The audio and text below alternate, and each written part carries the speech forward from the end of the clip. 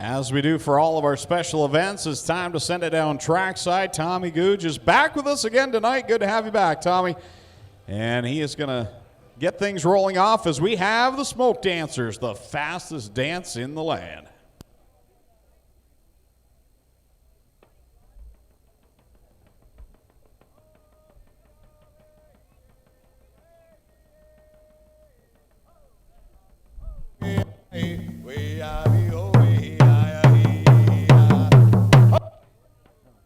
Tommy! Man, come on, Tommy. You fucked it up. Come on, Tommy. Come on,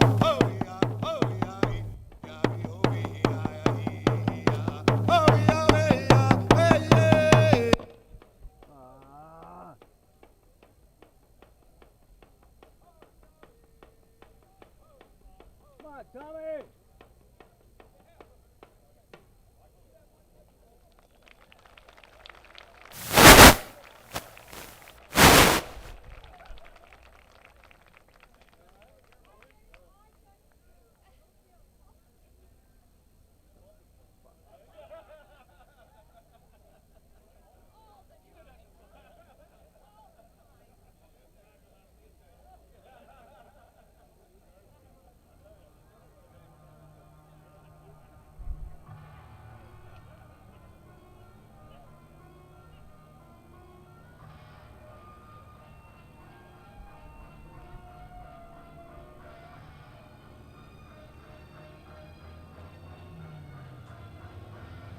And we start things off tonight with the Bomber Division.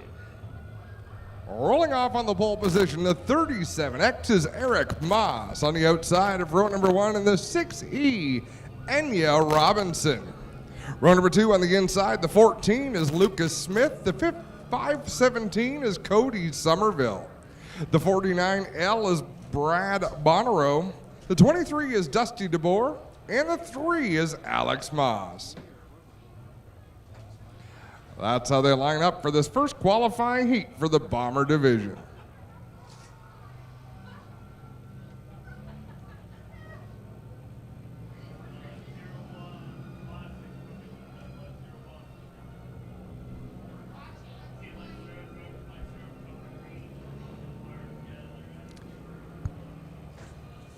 Ready to Greg go. Callan, next time at a turn number 4, the Canadian Sprint Car Nationals night before the Nationals is underway. All brought to you by our good friends at the Burger Barn. We're ready to go racing. The 13th annual edition of the night before the Nationals. Green is out and we are underway. Everything went well on lap 1 except turn 1. Moss with a problem getting that car to turn, and he is not under power down the back straightaway, trying to get out of the way. Out in front, Cody Somerville dragging a rear bumper, and it's Lucas Smith in that black number 14 tonight. And the car formerly driven by Gerald Burnham, who moved to Sault Ste. Marie, I believe it was where he moved. Towards the end of the season, ran his final race and headed north.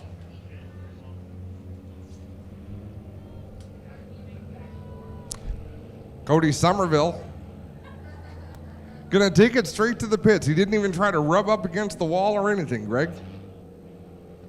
Yeah, a bit of a surprise there, but yeah, he'll take that car to the pit area with Lucas Smith, our champion from 2017, inheriting the lead. White flag will come out from starter Kyle McKenzie, and we'll get right back at it. Enya Robinson going to restart second, and behind her will be Dusty DeBoer in the 23.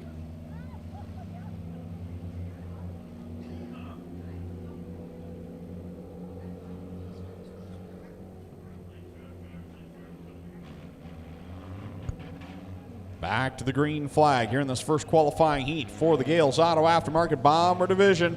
Lucas Smith brings us to the green flag with one on the board. Lucas Smith off in a hurry down into turn one. Enya Robinson with a nice turn. She makes a much nicer corner when the pole sitter isn't in there pushing her up the racetrack. So Enya Robinson, a couple of car lengths off the back bumper of Lucas Smith in the 14. DeBoer right there in that third spot. A little bit of smoke showing out of the 6E of Enya Robinson as they work it off the corner to the cross flags from Kyle McKenzie. Robinson protecting the inside of the racetrack with Dusty DeBoer right behind her. DeBoer sort of following in her tire tracks for now. Lucas Smith beginning to pull away. 2 laps to go for your leader, Lucas Smith. In that number 14, Enya Robinson hanging in second, DeBoer in third. And Bono in the 49L tonight running in fourth. White flag in the air for Lucas Smith in the 14. Enya Robinson still the driver under the most pressure there for the second spot as she goes high in 1 and 2. DeBoer nipping at her heels right there, but can't get the pass off of corner number 2. Checkers will come out. The first win of the night will go to Lucas Smith. And at the line, Enya Robinson will hold off DeBoer. Bonnero coming home fourth. Moss in fifth, and rounding out the field, Alex Moss.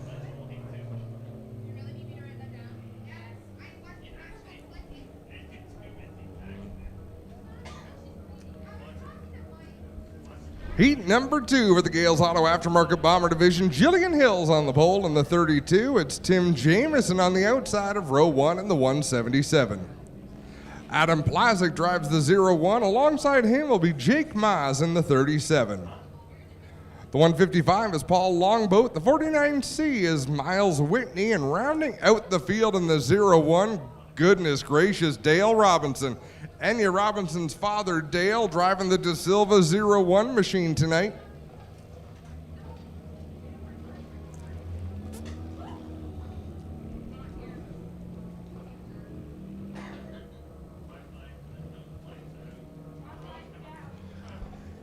We'll go green out of turn 4. Jillian Hill's going to set the pace in the 32. Tim Jamieson in the 177 on the outside.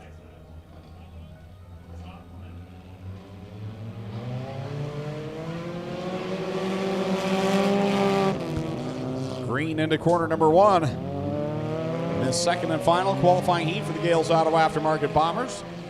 Jillian Hills leading the way over Tim Jamieson. He's done a nice job in his rookie season in that 177.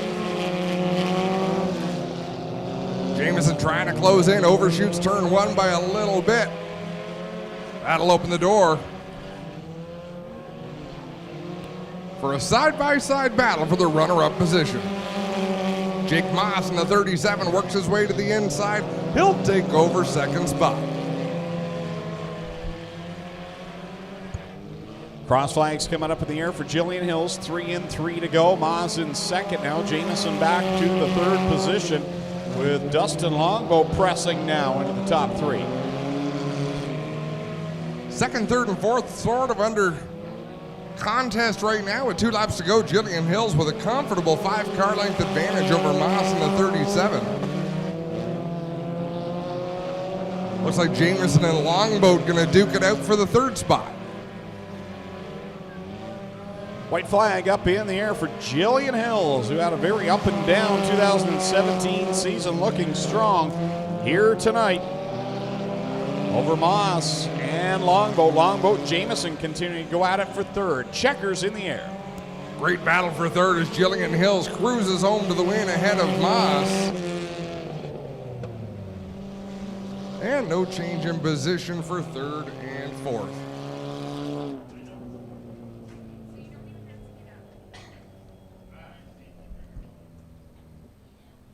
First qualifying heat of the night for the HRW Automotive Mini Stocks making its way out. 6 laps will be the distance for each of these qualifiers.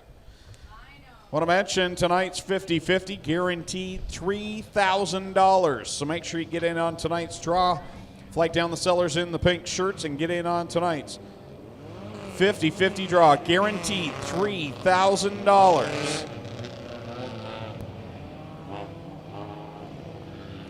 Heat race number 1 will line up like this on the pole. In the 64, it's Doug Erskine. Outside row number 1, Wade Thorne in the 4W. 96 is Brian Crosgrove. He'll start third alongside the 54 of Christopher French. Rob Twitchett drives the 69. Alongside him will be the 26 of Tim Newell. The pinball, Mike Giberson in the 11. The 2 is Matt Newell. 49 is Gary Hodgson. The 4 is Eric Rowitzki, and rounding out the field in the 11th spot, the 63C, it's Dave Crumby.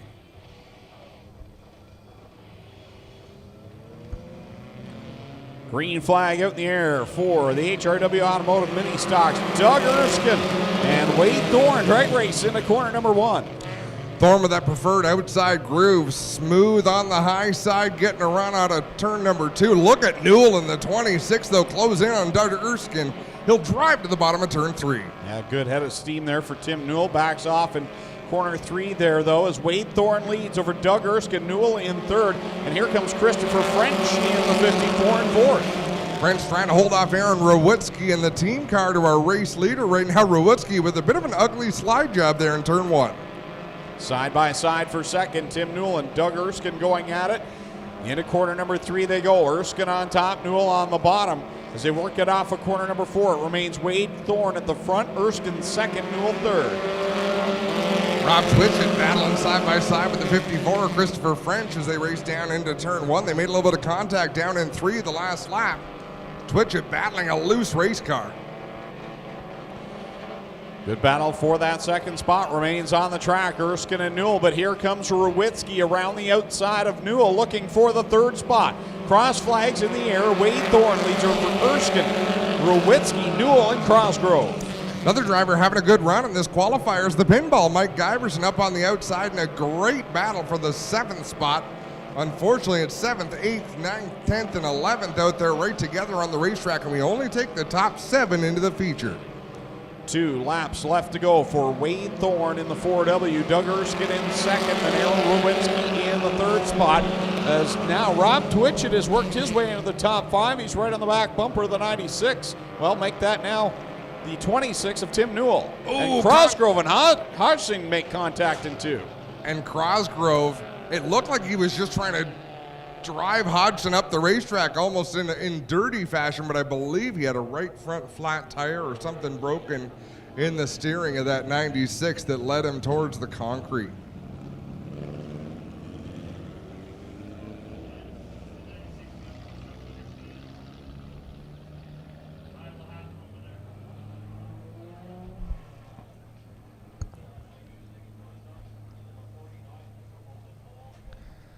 Okay, the announcer might have been completely wrong. It looked to me like something had broken to add him up towards the wall, but as he drives by, the wheel's still pointed in the right direction. The right front tire still has air. So now if I'm Gary Hodgson, I'm pretty angry. Well, Adam, some there on the Crosgrove 96 as he's tore off the right front fender. But other than that, the geometry looks pretty good, guys. Well, he was on the inside, Clint. I'm not sure if you were able to see from where you were, and basically pointed the car straight to the outside wall. Between him and the outside wall was that 49 of Hodgson. It was an unusual turn of events. I didn't quite catch how it all came about. Good field of mini stocks here tonight for the HRW Automotive Mini Stocks. Great to have them out, Adam. I mean, no points, just fun tonight for these guys and some cash. It's a big weekend for everybody, Clinton. This is the big race weekend of the year for Ohsweken Speedway. I know we run a lot of other big events, but the Sprint Car Nationals really are the one that most people circle on their calendar as the big weekend that wraps up the year. They want to be a part of it. Double them up, ready to go this time at the line. There will be a single file restart, and we're ready to go. White lights are out. And while we were yapping, we lost the race leader.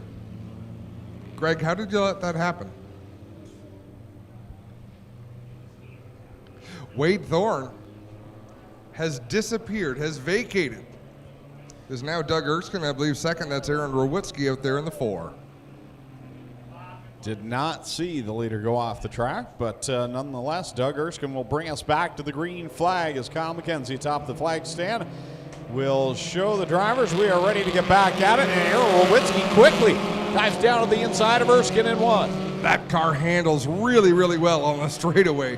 The Rowitsky number 4, he darts past Erskine. Now Newell, who's been trying to make that pass all race long on the inside of the 64, might be able to get it done, but Doug Erskine driving it deep on the outside, trying to hang on to second spot. They're going to make it 3 wide for the second spot. Here comes Rob Twitchett on the inside line.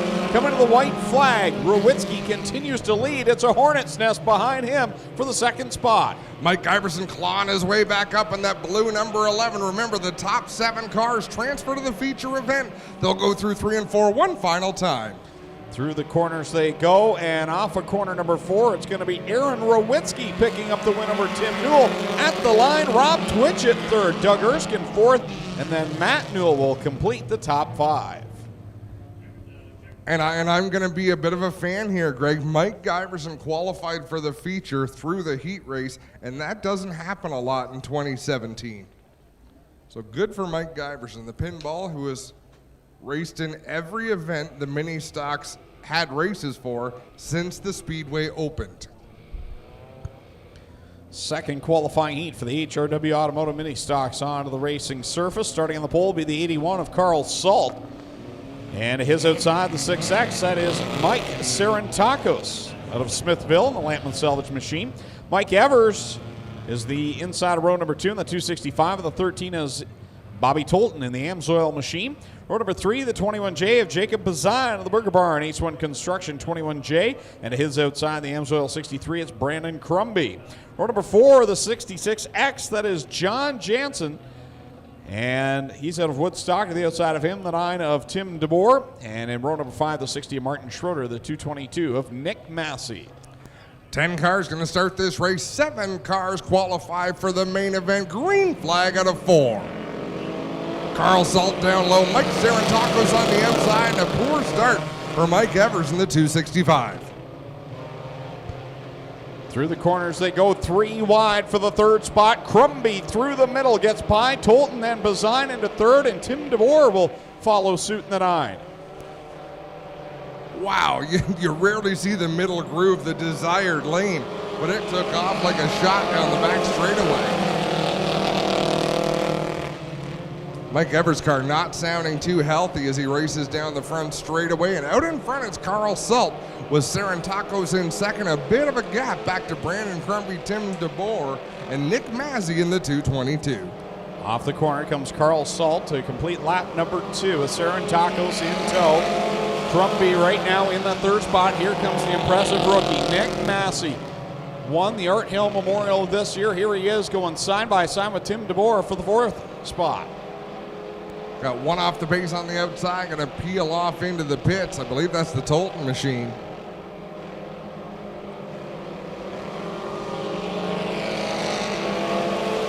And Crumby runs Massey out of space a little bit there in turn 4, using a lot of racetrack, which he's got the position he is allowed to do. But as we look, Massey getting a good run out of turn 2. Let's see if he can avoid that happening again. He checks up going into 3. I thought he was going to try to turn down the banking and have a run to the inside. 2 laps to go for Carl Salt over Sarantakos. And then the fight is on behind Sarantakos as Crumby is there. Massey, DeBoer, and Schroeder is up into the mix as well. Jacob Bazine all by himself in 7th. Got a little bit loose there in turn 2. Gathered it in. White flag in the air for Carl Salt in that 81, driving away from Sarantakos. Final trip around for Carl Salt and that 81 machine, running a part-time schedule here in 2017. Leads over Sarantakos, who's beginning to be reeled in by Crumby, but a little too late for the 63 possibly. He'll make one last charge down in 3. Carl Sult down on the bottom off of turn 4 for the final time. Checkered flag in the air. He's going to win qualifying heat number 2. Ceremonies in second. Then it's Crumby, Massey, Schroeder, and DeBoer.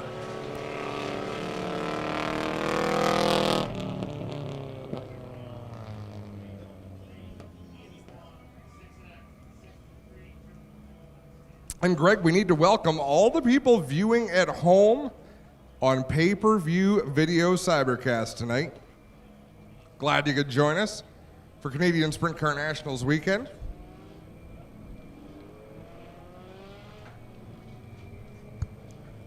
Third and final qualifying heat coming out for the HRW Automotive Mini Stocks. Mark Bazine lines up on the pole. The Burger Barn Ace 1 Construction Aiken Motors 21X. And to his outside will be the 19 of Kyle Wirt. Back in row number 2, the 2X is Tom Neal, and to the outside will be the 5 of Jeff Elsleger. Row number 3, the 3M of Matthew Moore out of Port Hope, one of the Brighton Speedway regulars making his way here tonight. The 66Z is Zach Buchwald in the 6th starting spot. Row number 4, the 22 of Tristan De Silva, and the 4S is Rob Sauter.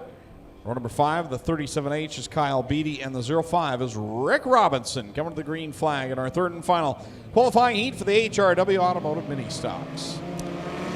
Green flag flies. They charge down into turn number 1. Wirt with a good run on the high side. Down the back stretch goes Mark Bazine, your leader. Wirt in second.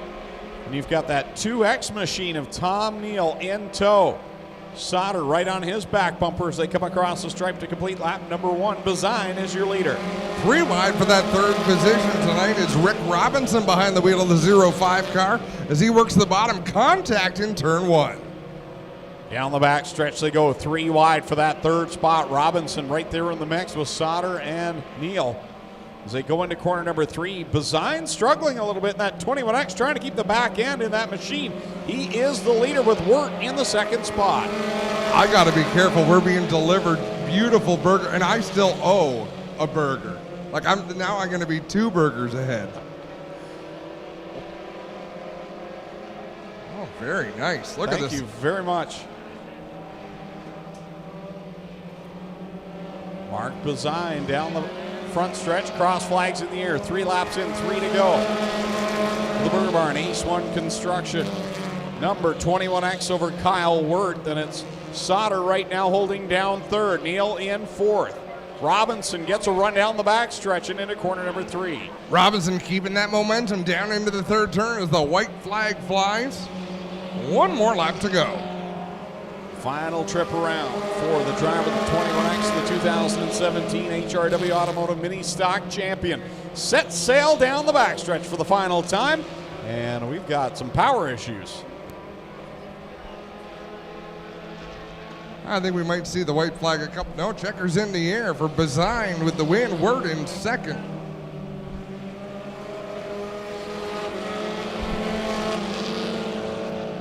And what a battle for Greg. I have never been more distracted during a heat race. The power went out in the tower. We got delicious Burger Barn cheeseburgers. I'm a write-off. I might as well have my eyes closed.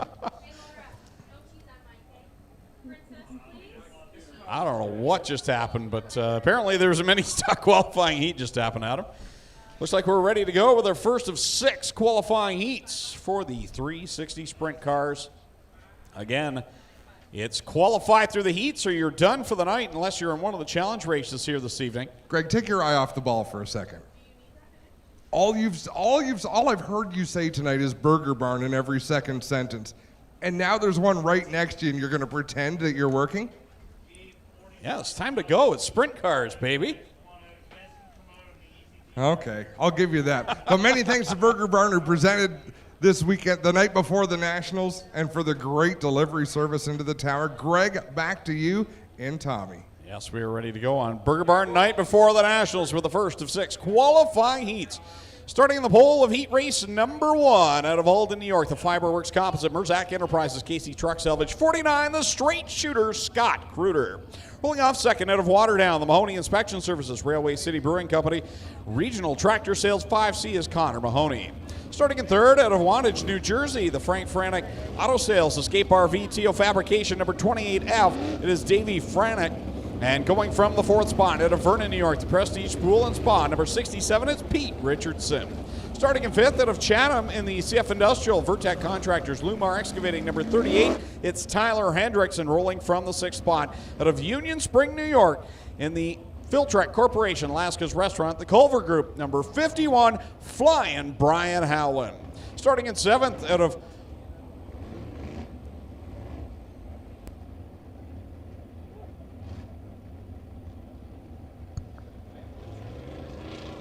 rolling off seventh out of Wapakoneta, Ohio, in the Ferris Commercial Mowers Royal Purple Walter and Sons Beats, number 23, it's Devin Doby. And going from the eighth spot out of Ontario, New York, the Mohawk Northeast Golden Triangle Fire Protection, Scorpion Security Products, number 10H, it's Kelly Hebing. And going from the ninth and final position, former winner on this night out of Cloverdale, Ohio, the M&W Construction, Miller Construction, Ottoville Lumber, number 17, it's Jared Horseman. 9 cars, 8 laps the distance, top 5 transferred to the Twin 15s.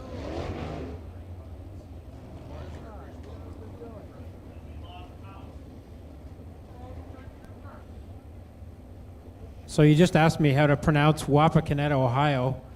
I have a good trivia question for you on that one. There's a famous person from that from that town. I'm sure you don't know the answer. I couldn't even pronounce the town name, let alone know someone from it.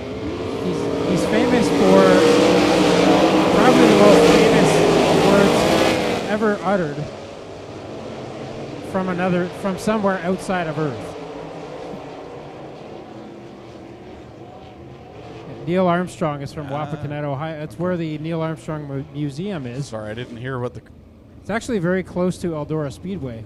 So you said outside of Earth. That was the... Okay, sorry. When the cars went by, I missed it. But see, I did not know that. I still don't even know how to pronounce it. If you've ever been to Wapakoneta? Eldora, if you've been to Eldora, you've seen the sign for the Neil Armstrong Museum. Okay. So. Ready to go. The first of 6 qualifying heats for the 360 sprint cars. Top 5. Very crucial right here. Otherwise, you are done for the night. The straight shooter, Scott Kruder, along with Connor Mahoney on the front row of the first qualifying heat. Kyle McKenzie ready to turn a screen. Here we go, the first sprint car heat race of Canadian Sprint Car Nationals weekend, and it's Scott Kruder with the early lead. Davey Franek, his first ever visit here to Ohsweken, holding second at the moment. Scott Kruder leads him through corners 3 and 4. Franek right now on the bottom side in that second position. Side by side for third. Here comes Flying Brian Howland to the inside of the 5C of Connor Mahoney. Howland making his final Sprint Car Nationals start this weekend, announcing his retirement this year, and he's got a qualified spot at the moment. The top 5 will transfer, so we will keep an eye on Tyler Hendricks, who's feeling the heat now from Jared Horseman. Great battle at the front for Kruder and Franek. Franek on the bottom trying to slide up in front. No!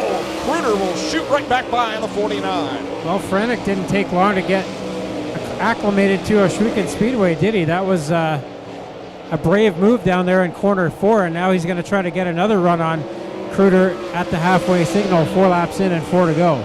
Kruder continuing to hold the lead, but here comes Franek now trying the outside of corner number 2. Ran out of real estate as they go nose to tail in corner number 3. And while that's going on, Jared Horseman put a slider on Tyler Hendricks to take away the transfer spot, and then almost caught the wall out of corner 2.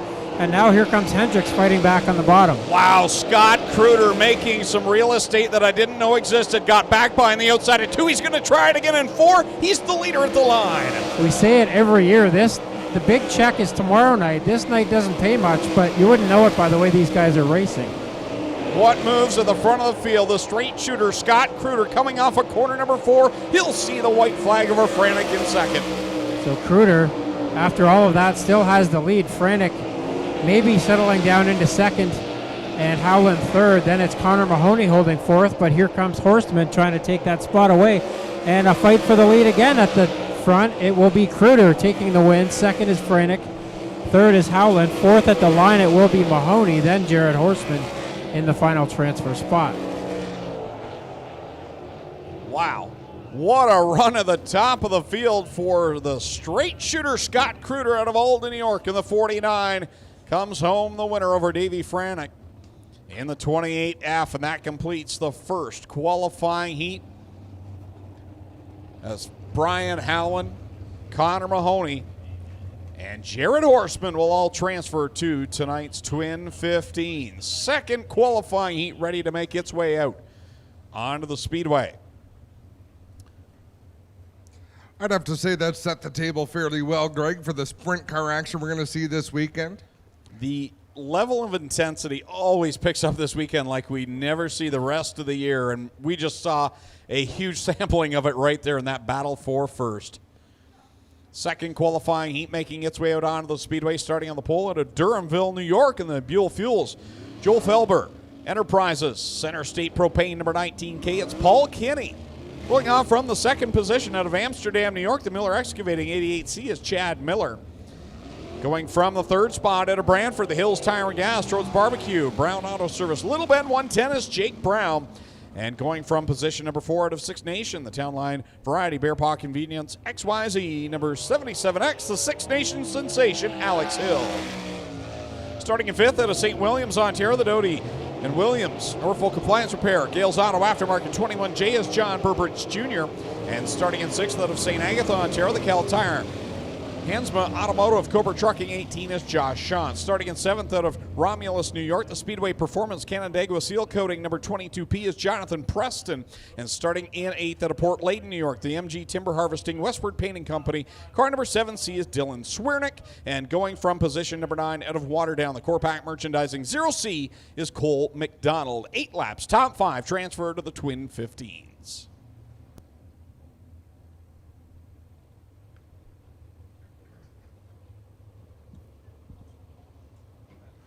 Slow pace being set down to the chalk line in turn 4, and here we go. Green flag is out. Kinney and Miller on the front row. Kinney, a winner last year on Friday Night at the Nationals, a makeup race for the Empire Super Sprints, and he's going to try to get another win on Nationals weekend here as he takes the lead into turn 3. Look at Alex Hill, shot out of a gun around the outside into the second spot, and she'll set her sights on Paul Kinney up in the front. Here comes Hill off the high side of corner number 2. Meanwhile, side by side behind her between Miller and Brown.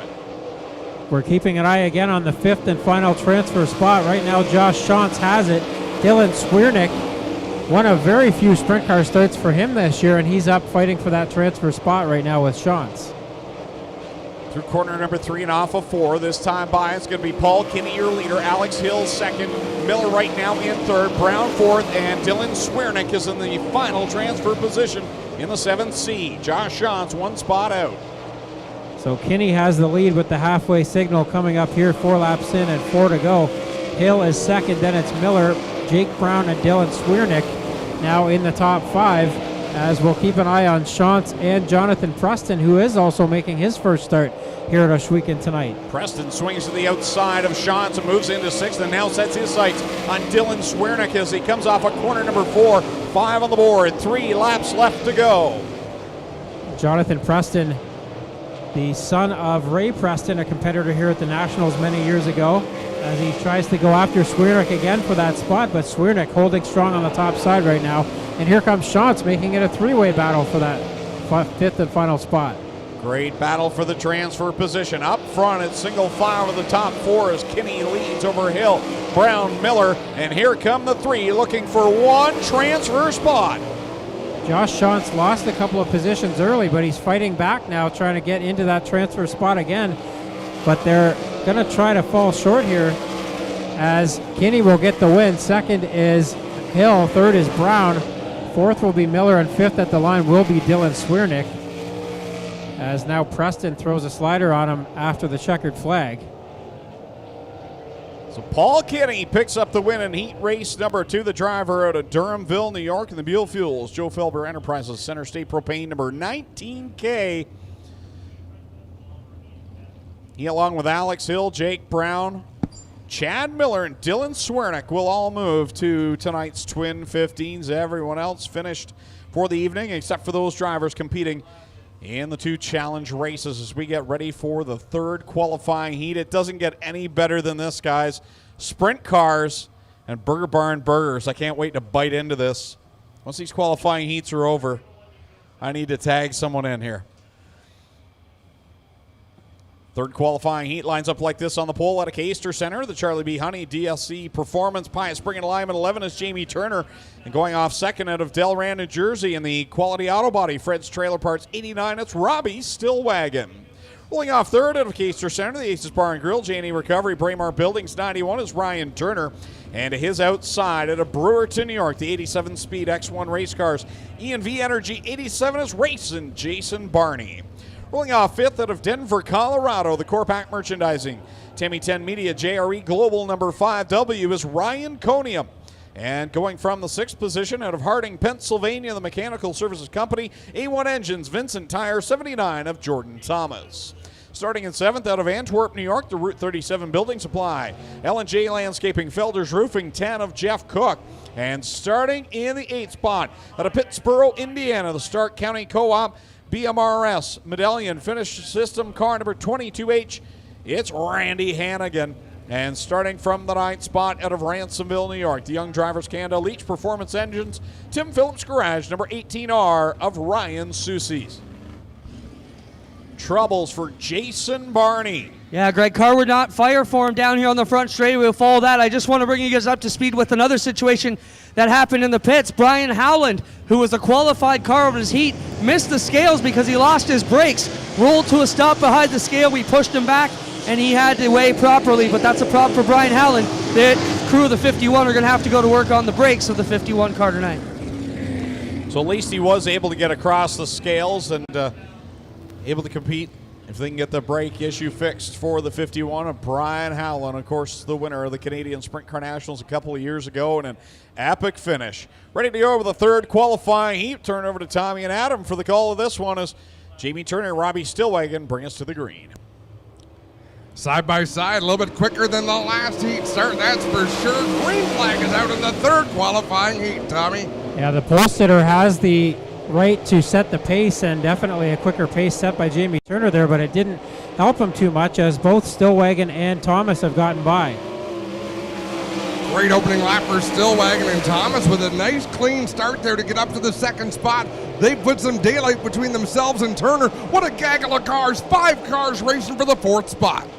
And Randy Hannigan, one of those in the 22 car, as he falls back outside of the top 5 now. Actually, he is in the 5th and final transfer spot, but as you mentioned, everybody else in that fight as well. Ryan Soucies up in there trying to fight for it. He's the closest one right now. Yeah, keep your eye on Soucy, guys. He drew 100 out of 100 in the pill draw. I was on Facebook saying, I hate the pill draw, but he's got to make it, and here he's going after it. Well, I think he's in pretty good shape. That car's getting amazing bite from the center of the corner off. He is making tracks. I don't think he's done with a 5th place run right now. Halfway already, 4 laps in and 4 to go. It's Jordan Thomas with the lead. Second is Stillwagon. Third is Turner. Jamie Turner, that is. Fourth is Ryan Turner. And as you mentioned, Ryan Soucy's in the 5th and final transfer spot, but now he's taken 4th away from Ryan Turner. Ryan Turner back to the 5th spot. Randy Hannigan is quite a ways back, but Ryan Turner doesn't know that, so could a mistake come from this youngster allow Randy Hannigan to get in? There's only 2 more laps to find out as Jordan Thomas has checked out. Ryan Soucy's again on the move, pitches it way sideways down into corner 1 as Jamie Turner falls off the pace. That's going to put Randy Hannigan into a transfer spot. Jordan Thomas takes the white flag way ahead of Stillwagon. 1 more lap to go. Ryan Conium in the 5W is struggling at the back of this field. Jordan Thomas in the 79 in a class of his own in this qualifier. He'll take the win by nearly a full straightaway over Robbie Stillwagon in second, Ryan Soucy in third, fourth to Ryan Turner in the 91, and Randy Hannigan. Merry Christmas. You make the show. Jordan Thomas won that one going away, started 6th. And quickly drove through the field. Last year's top qualifier on Saturday night of the Canadian Sprint Car Nationals. Oh, Tommy, your delivery is making its way to the tower. Can we make this a weekly thing, Laura? I'm not eating all of that, by the way. That's for everybody up here, not just me. Thanks to Jay Hill and the folks at Burger Barn. I've got half of mine gone so far. I wolfed down as much as I could during that qualifying heat as we get ready to bring the 4th group of cars out. Starting on the pole at a Delhi, the Case IH Aero Express Ohsweken Speedway 0 is Holly Porter, and to her outside, her teammate out of Scotland in the Ohsweken Speedway Bradshaw Fields 47X is D-Dubs, Dylan Westbrook. Starting in third out of East Chatham, New York, at the J&D Waste Equipment number 14W is Brett Wright. And rolling off fourth out of Portland, Michigan, the Sweet Manufacturing R&M Building Systems number 85 Double D, Dustin Daggett. Starting in fifth out of Trenton, Ontario, the Lawns We Do Man Cave Racing Vanderland Building Products number 57, it's Charlie Sandercock. And starting in sixth out of London in the 4Y Design Speedy Auto Machine number 15, it's Mike Farrell. Starting in seventh out of Victoriaville, Quebec, the Garage Bilodeau Entrepot Victo Mercier Marine number 123 of Jan Bilodeau. And starting in eighth out of Stephentown, New York, the Reifenberg Contracting Corp Westbird Painting Company 90T is Matt Tanner. 8 cars, 8 laps, top 5 of the Twin 15s. Steyrs Racing make up the front row for this qualifying heat. Keep an eye on the 123, Jan Bilodeau. He's always good here at the Big O. That's a great looking car, too.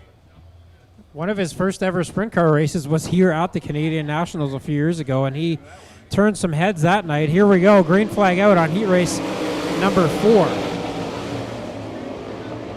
Dylan Westbrook quick on the loud pedal. I wonder if that surprised him. Well, not when it's Dustin Daggett. You know there's going to be aggressive moves there. Daggett to the inside. Dustin Daggett, one of the winningest sprint car drivers here at Ohsweken Speedway in the 20-year history of the track, 20-plus years, I should say, and also very good at Nationals. Almost looked like he tried to catch the outside wall down the backstretch at him. Well, he doesn't hold back ever.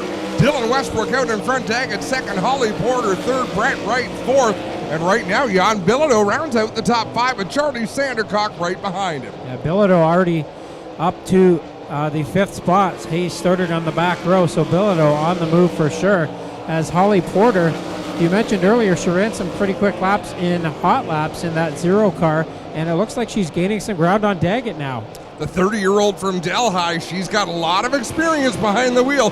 She looks young, but she's been doing this for quite a long time. Looks right at home behind the wheel of the Ohsweken Speedway 0. The crate sprint car champion this year was Holly Porter, as the halfway signal has already come out. 5 laps in and 3 to go now for Westbrook, as Porter again fighting to the inside on Daggett. Porter, one of the only drivers out there using the bottom groove. Jan Bilodeau is down low, and the cars at the back are down low, but everyone at the front working that high groove. So right now, Brett Wright in the 14W, his first visit here to Ohsweken. He's got the 5th and final transfer spot, as Charlie Sandercock tries to chase him down with 2 laps to go. And Sandercock's about to have company from Matt Tanner in the 90 as they take the white flag one more time around the Big O. And again, Holly Porter fighting down to the inside on Dustin Daggett, who pretty much is always up on that top side here at Ohsweken. Westbrook close there as he puts a lap on Mike Farrell and takes the win in heat race number 4. Second will be Daggett.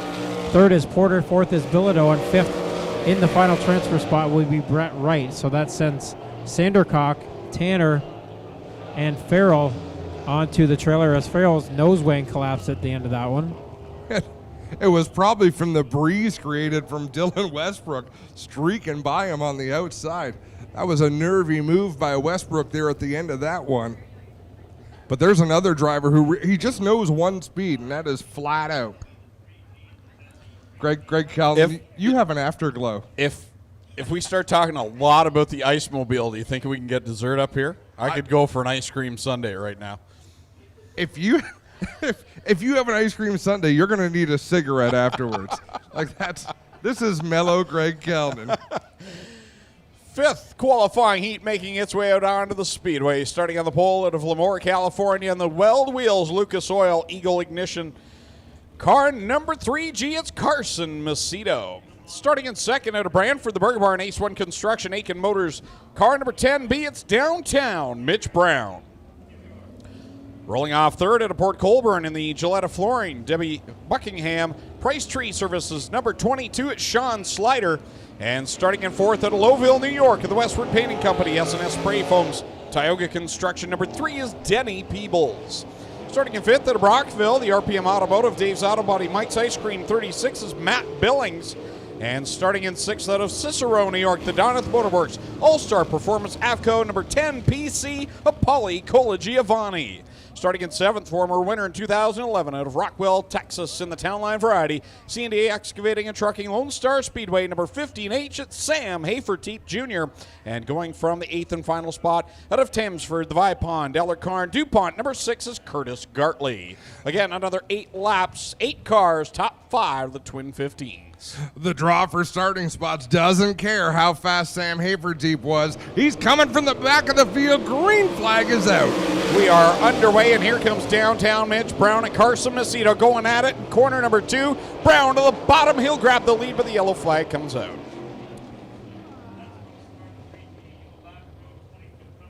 That is a no start. The 3G of Carson Macedo. He is going to drop 1 row. Race director Doug Leonard said you start at the cone. That's where we expect you to start, at that line in turn number 4. Didn't like what he saw. Did you notice what Haferteep did there, Greg, going into turn 1? Just a slight hesitation to keep that car on the bottom, and I think he was fixing to pass about 4 cars in one move.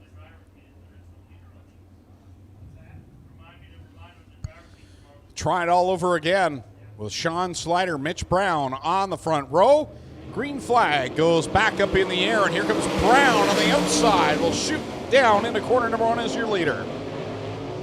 Wow, they're stacked up behind Matt Billings there coming out of turn number 2. Haferteep had to check up 3 wide into turn 3.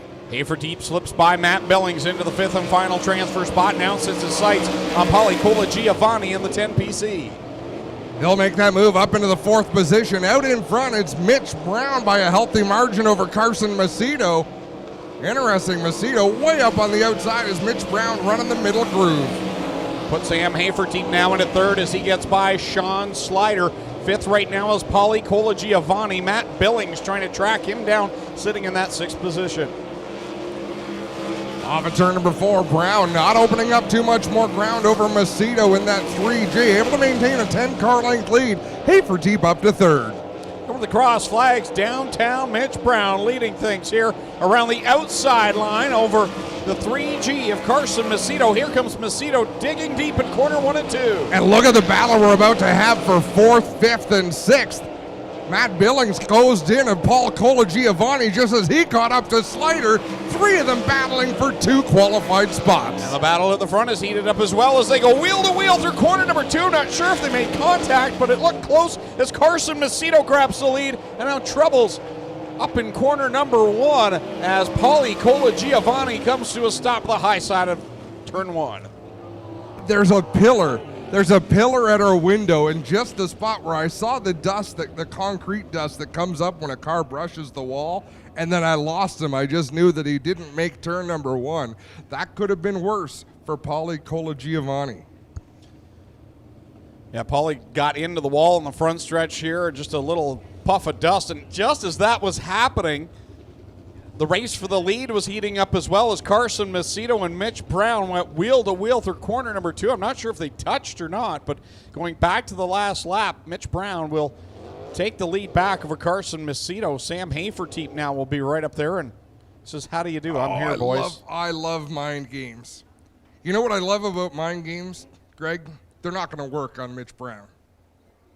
Well, guys, up here against the wall, problems for Paulie Colagiovanni. They've got the right front is all bent up. They've turned over the rim here on the right side, the whole right side. A mess here for the All-Star Performance 10 PC. And they've tore up both right side rims. When we look at the geometry of the front end, it all looks all right from what I can see. It looks like just the rims have been beat up here for Paulie. And we look here under the back end. I don't see any major damage, guys. So, unfortunately for him, no B-main tonight. So this will be the end of his evening, but other than that, it looks not too bad. When you can damage both right side wheels by hitting the front stretch wall at Ohsweken and your car is not hanging from the catch fence, that's actually not the worst thing that can happen. Well, Adam, I've had debates with a couple of teams this year about these hay bales, right? So we see it's hay wrapped in like plastic here, and it's a great sort of safer barrier that we use, but they prevent large-scale impacts, but they can still tear up a car pretty good when you catch it the wrong way. They do 2 things that a concrete wall won't do, and Clint, they suck you in. Like if you touch the right rear on one of those bales, you can't really bounce off it and carry on. It's going to pull you right in. But if you're going at it in a big hurry and you're going to hit the wall anyhow, it's definitely a softer landing. So you'll get a look at him here as he gets turned around. Both right side tires beat up for the 10 PC of Paulie Colagiovanni. And he will take the long tow back here to the pits.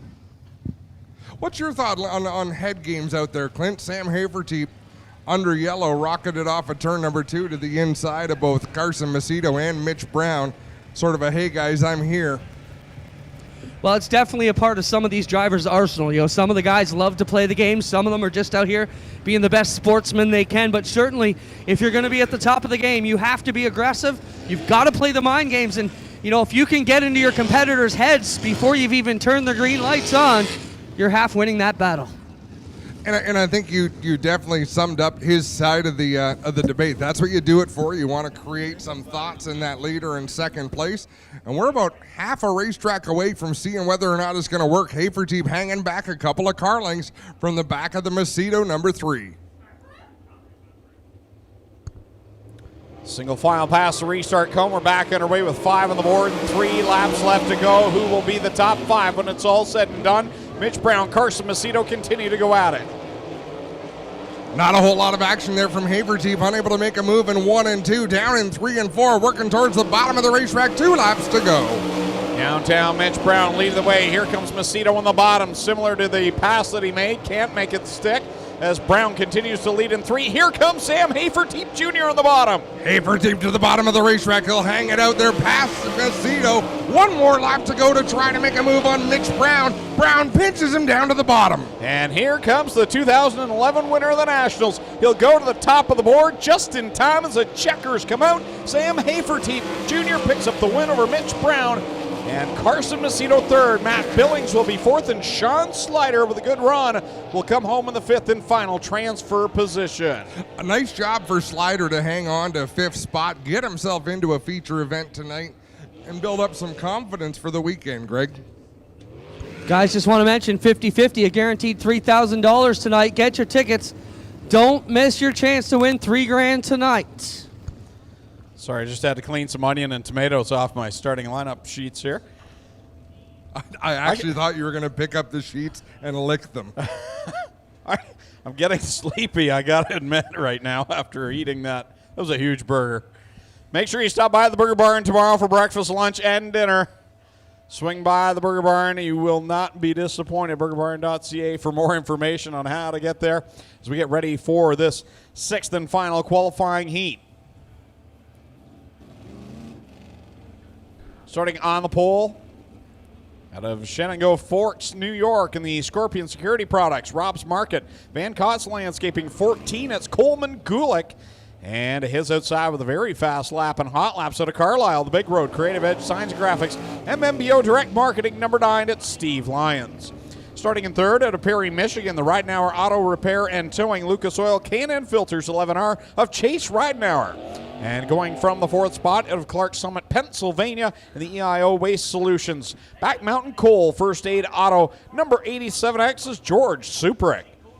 Starting in 5th out of Caister Center, the KT Tobacco, Town Line Variety, Silo Wireless, 97 is Corey Turner. And starting in 6th out of South Onondaga, New York, in the Peter Painting, Fellows Trucking, M&W Aluminum Products, 53 is Sean Donath. Starting in 7th out of Fremont, Ohio, in the Ronnie French Commercial Washer and Dryer, Angler Machine and Tool, Rod Meyer, number 28, it's Phil Gressman. And starting in the 8th and final spot out of Wantage, New Jersey, in the Dave Frank Auto Sales, Escape RV Tail Fabrication, 28F, is Davey Franek. Boy, my correction. Out of St. Matthew de Bully, Quebec, in the 28 FM, the Four Seasons Foundation ride, is the Fireball, Steve Poirier. Well, we have a 28, we have a 28 FM, and we have a 28F, and 2 of the 28 cars are in this one. So and all 3 are pretty good. Yeah, exactly.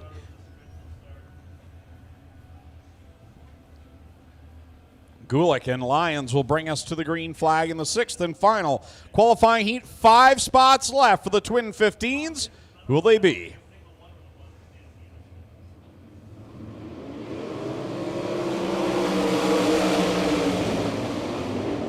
Coleman Gulick leads him into corner number 1 and 2, but here comes Steve Lyons around the outside. They'll go wheel to wheel down the backstretch. Man, oh man, did Gulick make horsepower on the back straightaway.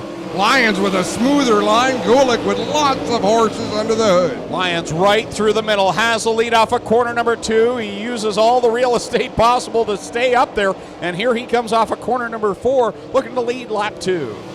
Lyons out in front from Carlisle, Gulick in second, Chase Ridenauer third, Donath fourth, and right now it's Suprick with the final transfer spot. Good battle for that third position right now as Ridenauer going at it with Donath. As we come off of corner number 4, it's Lyons, your leader, over Gulick. And this is going to be dicey. We got some fast drivers wanting to get into the transfer. Poirier right now on the outside looking in, but this battle for third is trying hard to crash. Very quick driver right now is that 97 of Corey Turner. He's into the top 5 now. He'll look into the back end of Sean Donath and Chase Ridenauer. We're watching that battle. And oh, by the way, he's got the Fireball right behind him in 6th. Yeah, Donath and Ridenauer having a little bit of a whizzing match. A great side-by-side battle for the lead. Lyons still managing to hold off Coleman Gulick. Yeah, great battle at the front as Gulick continues to fight on the bottom. This time he'll get by Lyons. Lyons slipped just a little bit on the high side of corner number 2, so put Gulick to the top. But here comes Lyons looking down deep in corner 4. Trace Ridenauer in that 5th position. I'm watching that battle. Steve Poirier looks to be a smoother line, but Ridenauer making great speed off the top of the racetrack. This time by, it will be 1 lap left to go for Coleman Gulick over Steve Lyons, Sean Donath in 3rd. And how about Corey Turner? He has really picked things up here in the last part of the season, really come on strong. He's up in 4th. And the battle, Ridenauer and Poirier for the final transfer spot. Poirier edges out in front for that 5th position. Gulick going to take the win. Lyons 2nd, Donath 3rd, Turner 4th, and Poirier gets into the race with a last lap pass on Ridenauer. Ridenauer misses it by 1 spot as the Fireball Steve Poirier gets in. There's your winner in the Scorpion Security, number 14, Coleman Gulick picks up the win in the 6th and final qualifying heat. He, along with Steve Lyons, Sean Donath, Corey Turner, and the Fireball. Steve Poirier will transfer to the Twin 15s. Middleport Mechanical Thunderstocks ready to roll with their qualifying heats tonight. I want to wish a happy 10th birthday to my son McLean, who's up here in the tower, and he got through half of one of these burgers. And he actually looks like he's in a trance almost. Like he's in a red meat zombie haze. The burger was bigger than his face. How you doing, son? 2 qualifying heat for the Middleport Mechanical Thunderstocks. Starting on the pole of heat race number 1 and the number 13 is Casey Huffman. On the outside in the 38, it's Melissa Miller. Row 2 on the inside, Brett Rodwell behind the wheel of the 77, and the 119 is Sean Quinn. Row 3 on the inside, starting 5th in the 53, it's Logan Schwedick. Alongside Logan will be the 7 of Jason Longaro. Row 4 on the inside, the 37H of Rob Hoskins and the 56 of Derek Lemaire. And rounding out the field in the 52, it's Tony Fraser. Well, Adam, I'm going to jump in and work this one with you guys a bit. That would be super Clint. Casey Huffman and Melissa Miller going to bring him to the green.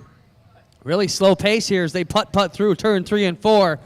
And the green is out. They'll drag race off to turn number 1, and Huffman gets the jump. They're fanning out, trying to go 3 wide, already up on the outside. Sean Quinn stepped up to the top of the racetrack, trying to make a move on that front row. They're 3 wide, though. Brett Rodwell surprises Casey Huffman to the inside. Look at Derek Lemaire rocket down the backstretch. Supercharged on Burger Barn power tonight. Wow, that was a roll down the back straightaway, and they work it off of turn number 4. It'll be Huffman still with the advantage, and keep your eye on that 56 machine of Lemaire trying to tiptoe underneath them all through 1 and 2. I can't say I've ever watched Derek Lemaire finesse the car around the bottom of the racetrack, but it's working right now as he inches his way towards the front of the field. Casey Huffman, though, continues to lead the pack out of 4. Huffman with the run here. Here comes Longaro, positioned up on the outside to take a run to the outside of the shedsinnaday.com 13 of Casey Huffman. And wow, they're all going to pile in together around the backstretch.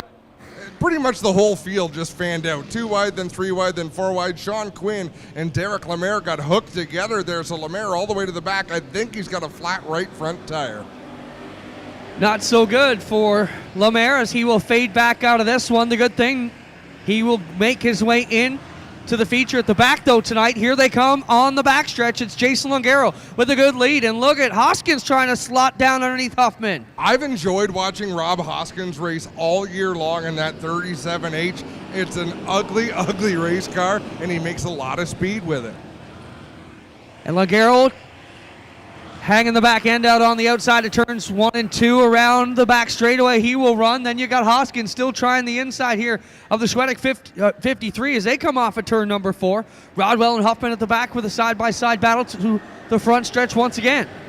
Rodwell up on the outside of that bright yellow Casey Huffman, number 13 at the front is Jason Longaro. Hoskins now to second. Logan Schwedek with a problem in the 53. Yeah, just shut off for the entry into turn number 1, and he will roll back to the pits off of turn number 4. Here he comes with 2 to go. Jason Longaro, start of the season with issues on the 7. They've worked them out, and it's looking pretty good right now as he tries to hold back Hoskins, who's chopping away at the gap between himself and the leader. Hoskins is closing in a few car lengths a lap. The trouble is he's got about 6 or 7 car lengths to make up. He'll drive it into the bottom through 3 and 4. White flag in the air. Off the top side, Jason Longaro. 1 more lap to go. Hoskins a fair way back in this one.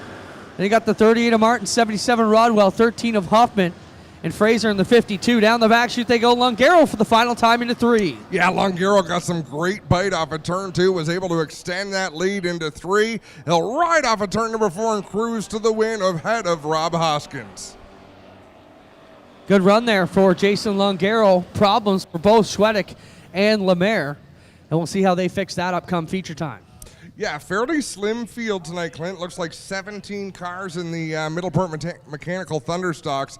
But we've shown over the years you don't need a ton of cars to put on great racing. And this is one class that almost never disappoints with quality racing week in and week out. Well, on a regular night, we're well over 30 cars, close to 40 on most nights. The situation tonight, Ransomville has their King of the Hill weekend, a special for street stocks, and Jim Lampman and a few of the guys have ventured down there tonight, and I think that's where we lost a couple of the cars this evening, as tonight holds no points for these guys, just fun. Don't forget to buy your 50-50 tickets, ladies and gentlemen, a guaranteed $3,000 to the winner tonight. Here's how they line up in Thunderstock. Heat race number 2, it's Dave Bailey in the 49, starting on the pole outside of row 1, the 23 of Trevor DeVore. 25 is Ken Sargent. Alongside him will be the 11 of Reese George. The 3 making his debut in a Thunderstock. He is elected to go to the back. So in the 93, it's going to be Lee Winger. Alongside him will be the 8 of Ryan Dinning. The 24 is Blake Bomberry. And the 3 making his debut, second generation driver Devin Bacher behind the wheel of that 3 car. Devin Bacher, brand new behind the wheel of that car last night. We'll see what happens here off of turn 4 they come. It is Dave Bailey leading the charge off to turn number 1 and the number 49 with Trevor DeBordo is outside. And of course, Devin Bacher's father, Brad Bacher, with a lot of laps here at Ohsweken Speedway. So he said before, I don't know who's more nervous, Devin or me, but looking good out there in the 3C, running at the back of the pack. Up front, though, is Trevor DeBoer on the outside, battling with Dave Bailey. Well, he's got Ryan Dinning and that crew helping him get it out, so it won't be long before Bacher runs well here in the 3C, coming from good stock as well. Down the back chute they go. Dave Bailey, if there was something to be won this year, he won it for the second year in a row, the most dominant car here in Southern Ontario street stock competition. Leads the way with Trevor DeBoer, a driver who's really come on strong this season in the same paint scheme he's run since the old Outlaw Thundercar days at Cayuga Speedway, Clint. That 23 machine has been a mainstay in this type racing. Well, Trevor's another guy who's really picked up his game. I think, barnstorming along with Dave Bailey and Ryan Dinning as they travel down to the Niagara region a few times. That really has picked up Trevor DeBoer's game, and he's a threat to be in the top 3 every night. And he's right in the midst of the top 3 right now with Ken Sargent breathing down his neck. Ryan Dinning in the 8 machine rounds out the top 4 as they've opened up some daylight between them and the rest of the field. This will be halfway, 4 complete for the Brewster Baker 49 of Dave Bailey, and Trevor DeBoer not going away at all. Then you got veteran Ken Sargent working in the Club 54 Tobacco 25. Ryan Dinning, another guy who's won a lot of races this year, chasing them down straight away into turn.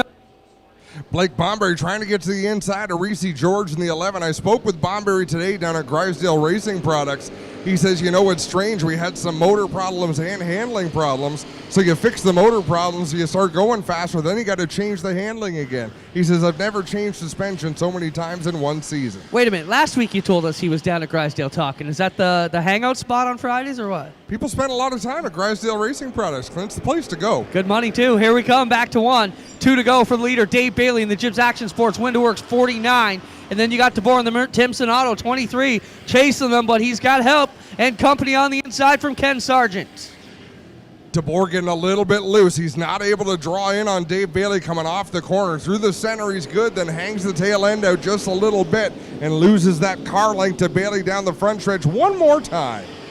Down the back stretch they go. It'll be Dave Bailey leading the crew like he's done so many times this year. DeBoer's got to be happy with the runs he's had, and they'll bring it off a 4 for the last time. Checkers in the air to wrap up Thunderstock qualifying in the Middleport Mechanical Division here tonight. Dave Bailey over DeBoer, Kenny Sargent, Ryan Denning. The battle for 5th is side by side. Reese George takes the spot over Blake Bomberry. Lee Winger going to round out the field.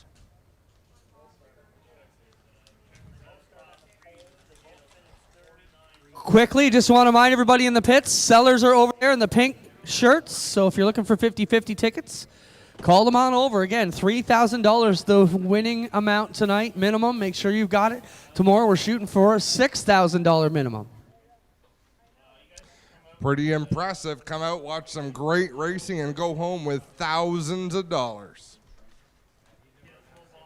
Up next on the schedule is the Bomber Feature Event. 15 laps is the distance. Here's how they're going to line up. Oh.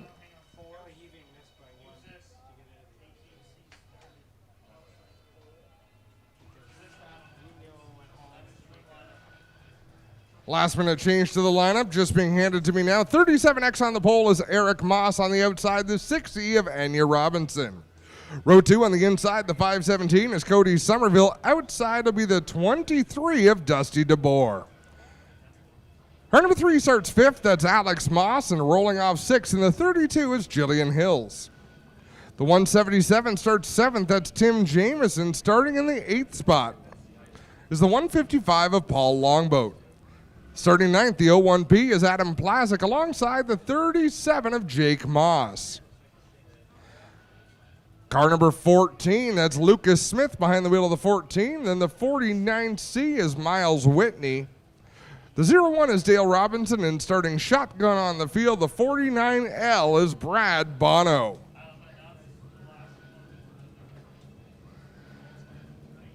And for those of you who are big fans, Greg Callan, of the Bomber Division, this may be the last time you see them here on a regular night of racing at Ohsweken Speedway. It was announced they will not return as part of the card in 2018. Yeah, so a bittersweet moment for these drivers competing in the final Bomber feature of 2017, and possibly the final one we'll see here at the Speedway. I know they have plans for the infield of the track.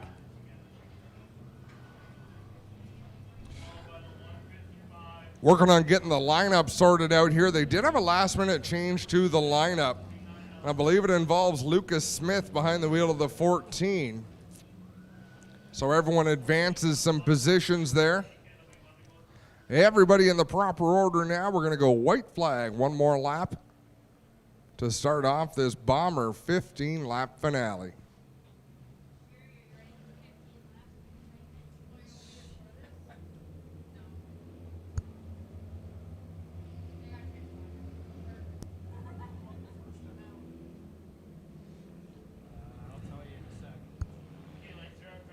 Eric Moss and Anya Robinson. Remember, Greg, this is how we started the night with Eric Moss's 37 machine absolutely not turning at the end of the front stretch. Drove Anya Robinson up the track. Let's see if it happens again. Green flag is in the air. Green flag is out. We're underway. Anya Robinson, your leader, and here comes Cody Somerville in the 517 into second. 3 wide behind him. 3 wide behind and a huge dip into 3. I think if that dip was in turn 3, Greg, I think the Bomber class would have been a lot more fun to watch. Like they should have built some whoop-de-doos down the backstretch. Anya Robinson leading over Cody Somerville, and Tim Jamieson back there in the 177. Annie Robinson with a flat right front tire. What a shame. She was having a good run out in front, and it'll be tough for that driver to hang on. Down across the stripe to complete lap number 3. 12 to go here for the Gales Auto Aftermarket Bomber Division. I cannot tell a lie. If Annie Robinson had knocked over the Johnny on the spot down there off of turn 3, I might have laughed forever. Way wide goes Cody Somerville, your leader, and hands it over to Tim Jamieson. Lucas Smith in that 14 is up into the top 5, battling for the 3rd spot. In fact, he's got the 3rd spot now. He's going to look for 2nd. Jamieson, your leader. Maz in 2nd. Lucas Smith now in 3rd. Here comes Dusty DeBoer, veteran of the division, back there in position 4, and the pole sitter Eric Maz in 5th. Dale Robinson passes his daughter Anya. Last race on the track, she doesn't want to come off. Flat right front tire or not, she's going to stay out there and play. My correction, that is Eric Maz there in the 5th spot. The pole sitters drop back quite a bit as we cross the stripe. This time by to complete lap number 7 is Jamieson over the 3 machine of Alex Maz and Lucas Smith, the point champion from 2017. Jamieson closes in, had a look to the inside of Dale Robinson, realized that wasn't going to work, immediately heads up to the outside. 8 laps complete, 7 to go with Tim Jamieson out in front. Alex Maz in 2nd and Lucas Smith in 3rd as they work through that lap traffic. And Lucas Smith now will be the benefactor of the lap traffic. He'll pull into a side-by-side battle for 2nd. Oh, Smith almost ate that tractor tire. Get that lap car out of the way. He's got places to go. 5 laps left to go for Tim Jamieson, the rookie driver, leading the way. Lucas Smith trying to put a lap on his championship-winning race car. He'll get to the inside out of turn number 2 and now try to close in on Longboat for the lead. Whoa, it was Sparks. 4 laps left to go for Tim Jamieson. Lucas Smith is into the 2nd spot. Alex Moss 3rd. Then it's Dusty DeBoer. And a 3-car fight for that 5th spot. It's getting ugly deep in this field. A lot of contact going on back there. Bono with problems in the 49 machine. At the front, Lucas Smith is closing on Jamieson with 2 laps to go. Smith right there. He's drawing closer every lap in the 14 machine. Can he catch Tim Jamieson? They'll work it through corner 2 and down the backstretch. Jamieson holding on, but here comes Smith. Smith timed the bump a little bit better than he had been that time. 1 more lap to go, just a car length and a half between Jamieson and Smith. Here comes the point champion on the bottom, digging deep on Tim Jamieson. Draws up alongside in corner number 3. They make contact. Checkers out. Tim Jamieson gets the win over Lucas Smith. Alex Moss 3rd. Dusty DeBoer 4th. And Dustin Longboat will conclude the top 5 of our final feature for the Gales Auto Aftermarket Bomber Division.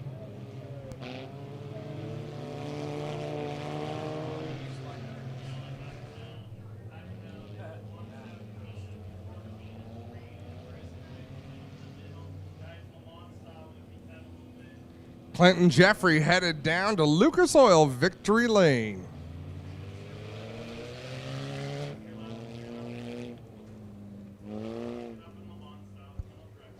Now, Clint, you're looking pretty good. You're fit these days. Did you really need to drive?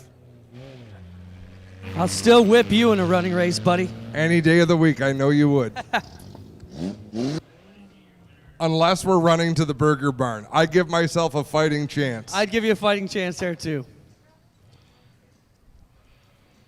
Well, down here, Lucas Oil Victory Lane, the final time for the Gales Auto Aftermarket Bomber Division. Gale's not going away, though, ladies and gentlemen. We made a deal with Gale. We're going to present a new award next week. Next year we do the Top Guns. It'll be the Gales Auto Aftermarket Performer of the Week, starting next season. Here he comes, Tim Jamieson, a rookie this year, ladies and gentlemen, grabs his first feature win. Make some noise, make him feel welcome as he works his way here to Lucas Oil Victory Lane.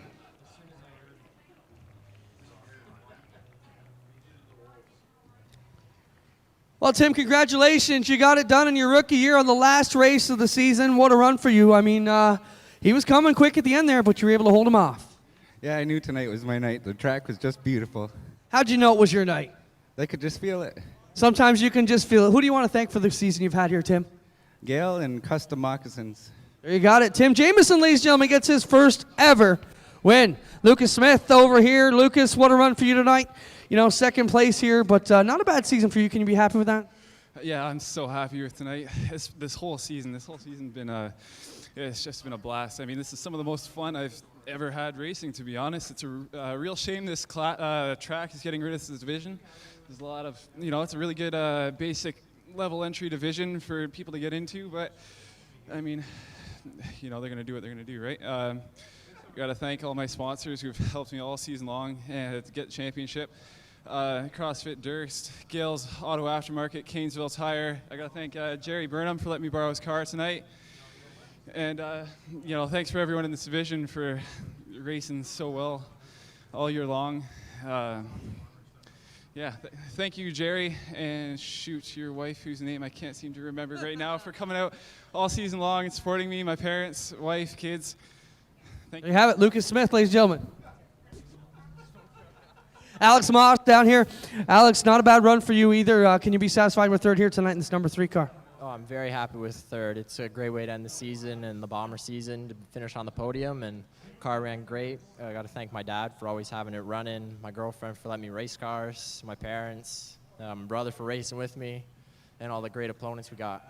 There you got it. Alex Moss down here, ladies and gentlemen. How about a hand for our top 3? Alex Moss, Lucas Smith, and Tim Jamison in the final run here for the Gales Auto Aftermarket Bombers. They've been with us a long time. I want to thank them for everything they've done. We will downsize to 4 divisions next year and move on with the mini stocks from HRW Automotive, the Middleport Mechanical Thunderstocks, the Strickland's GMC crates, and of course the Cool Kids sprint cars. And guys, I got some big news. We're going to announce a couple things tonight. We've signed 3-year multi-year contracts with Epic Racewear, HRW Automotive, and Middleport Mechanical this week. And today we shook hands with Rick from Strickland's. All have signed through 2020 to be division sponsors, and we'll hope to have news on Cool Kids tomorrow. So that's some big news, guys. That is big news, Clint, and well-deserved for all those divisions and for the work that you've put in. It's good to get the race teams excited, Greg, and there's something to be said for stability, isn't there? Well, the other thing, just to jump in here, Adam, the other part to that is it's something we don't have to worry about going forward. We can concentrate on other things going forward now. You make a great point. On the track next, we've got a B main event, the Consi race for the HRW Automotive Mini Stocks. 7 cars are going to transfer. 3 drivers are going home. Here's how they're going to line up. The 4W is Wade Thorne. He is scheduled to start on the pole outside of row number 1. The 96 is Brian Crosgrove. 49 is Gary Hodgson. Outside of him, the 63C is Brandon Crumby. 265 is Mike Evers on the outside of the 3rd row. The 13 is Bobby Tolton. 66X is John Jansen's. The 5 of Jeff Elsliger. 37H is Kyle Beatty. And 66Z is Zach Buchwald. 9 cars on the track. Looks like Wade Thorne not making the call after pulling off under yellow during his heat race. He appears to be done, so 2 cars will be done after this consolation race, and that'll set the field for our HRW Automotive Mini Stock feature event. Greg, are you still eating that cheeseburger? Greg is having a nap. Power snooze after some delicious Burger Barn treats. Gary Hodgson slides up to the pole. He'll start alongside the car that he crashed with in the heat. Brian Crosgrove in the 96. Green flag is out. Mike Evers, from the sounds of it, with the first diesel-powered mini stock we've had. I don't know what that sounds like. Mike Evers said he retired about 5 years ago, and yet here he is in a transfer spot right now, despite all that noise coming out of the 265. But right now it's Gary Hodgson, the other senior citizen in the field, leading the way in the 49 car. Yeah, Hodgson always shows great speed in that 49 machine. Tolton way up the racetrack in the 13.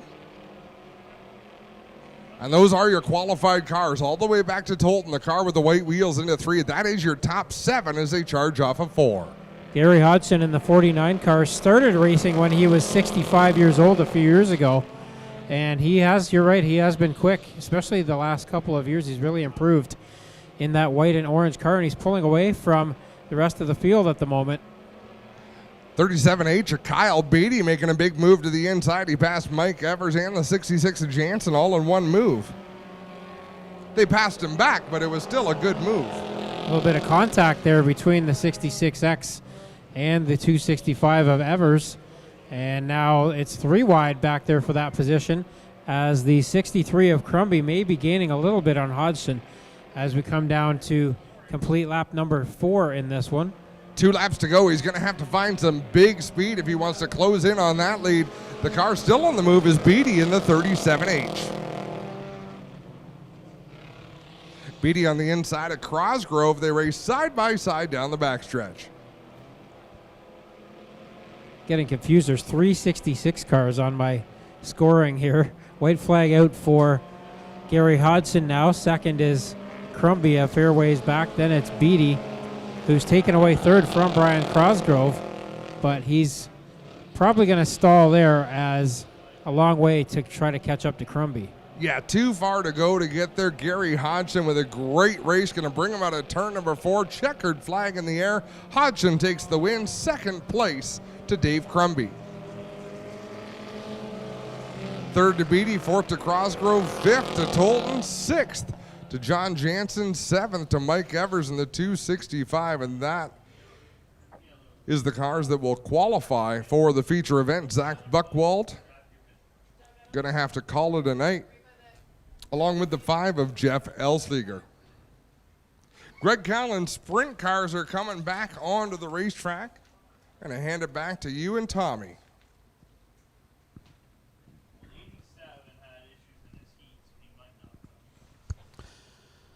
Time for the Dave McCloud Memorial. It is a shootout race for the sprint cars.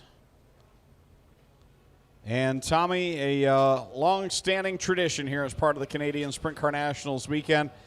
Dave McCloud was one of those car owners, drivers in the formative years back with the Southern Ontario Sprints, was a face that we all grew to love. He was he liked to speak his opinion, but he loved the sport and supported it greatly, and we race in his honor every year. And tell the fans a little bit about the format and why we race this race. Well, as you mentioned, Dave McCloud, a very vocal supporter of sprint car racing here in the area, from the Buffalo area, was Dave McCloud. And after he stepped out of the driver's seat, he continued to field cars here and other places in the Niagara Peninsula. A couple of drivers who drove for him were Jamie Collard and Keith Dempster, of note for local fans around here. And so we raced this race in honor of Dave McCloud, as it is the 6 affiliate sanctions coming together. The 2 highest drivers in points who are signed in here tonight from each of the 6 affiliate sanctions, those being the Empire Super Sprints, the Great Lakes Super Sprints, National Racing Alliance, Ohsweken Speedway 360s, the Patriot Sprint Tour, and the Southern Ontario Sprints. So we brought them all together here. The top 2 in points will run for bragging rights and a little bit of cash, $400 to win on the line for this 12-lap event. Starting on the pole for the Dave McCloud Memorial here in 2017 out of Port Colborne, the Gilletta Flooring, Debbie Buckingham, Price Tree Service 22, Sean Slider. And starting in second out of Harding, Pennsylvania, the Mechanical Services Company, A1 Engines, Vincent Tire, 79 of Jordan Thomas. Starting in third out of Caister Center, the KT Tobacco, Town Line Variety, Silo Wireless 97 is Corey Turner. And scheduled to go off fourth out of Brewerton, New York, in the 87 Speed X1 Race Cars, number 87 of Racing, Jason Barney. Starting in fifth out of London, Ontario, the 4-wide design Speedy Auto Machine, number 15, the President, Mike Farrell. And starting in sixth out of Wapakoneta, Ohio, in the Ferris Commercial Mowers, Royal Purple Walters and Sons meets number 23 is Devin Doby. Starting in seventh out of Perry, Michigan, the Ridenauer Auto Repair and Towing, Lucas Oil, K&N Filters, 11 R's, Chase Ridenauer. And starting in eighth out of Antwerp, New York, the Route 37 Building Supply, L&J Landscaping, Felder's Roofing. Number 10 is Jeff Cook. Starting in ninth out of Stephentown, New York, it's Matt Tanner in the 90T, the Reifenberg Contracting Corp machine. Starting in 10th out of Scotland, the Ohsweken Speedway Bradshaw Fuels 47X of Dylan Westbrook. 11th is Jared Horseman out of Cloverdale, Ohio. And in the 85 out of Portland, Michigan, it's Double D, Dustin Daggett. We'll try to give you the affiliate sanctions for each driver here if we get a chance, as Sean Slater and Jordan Thomas representing the Patriot Sprint Tour in this one, Slater representing the Southern Ontario Sprints as they jet off first and second. Not making the call, racing Jason Barney, who had problems in the qualifying heats earlier. He is not out here. One lap on the board, and Jordan Thomas leads the way. Devin Dobie representing the National Racing Alliance, his first visit here ever to Ohsweken Speedway, and he's up on that top side in the 23, trying to take away second from Sean Slater. Slater on the bottom, Dobie up top. As they work it off at corner number 2, here comes Mitch Brown into the mix as well, fighting for that runner-up position. Mitch Brown representing Ohsweken Speedway 360s here tonight, as is the 47X of Dylan Westbrook. Corey Turner, the 97, he's feeling some heat from Chase Ridenauer. Turner representing the Patriot Sprint Tour Canada Series here, and Ridenauer representing the Great Lakes Super Sprints. Jordan Thomas checking out on the field over Dobie and Slider and Brown right now running in that 3rd and 4th spot. Slider slips by Brown, and here comes Dylan Westbrook up to the 5th spot. Yeah, Slater and Brown having a good fight there for that 3rd spot. Behind them, Horseman representing the NRA. Actually, he's representing the Great Lakes Super Sprints. Daggett representing NRA. Then Tanner representing ESS, and Farrell representing the Southern Ontario Sprints. Halfway, 6 laps in, and 6 to go for Jordan Thomas, who's been on a rail all night here.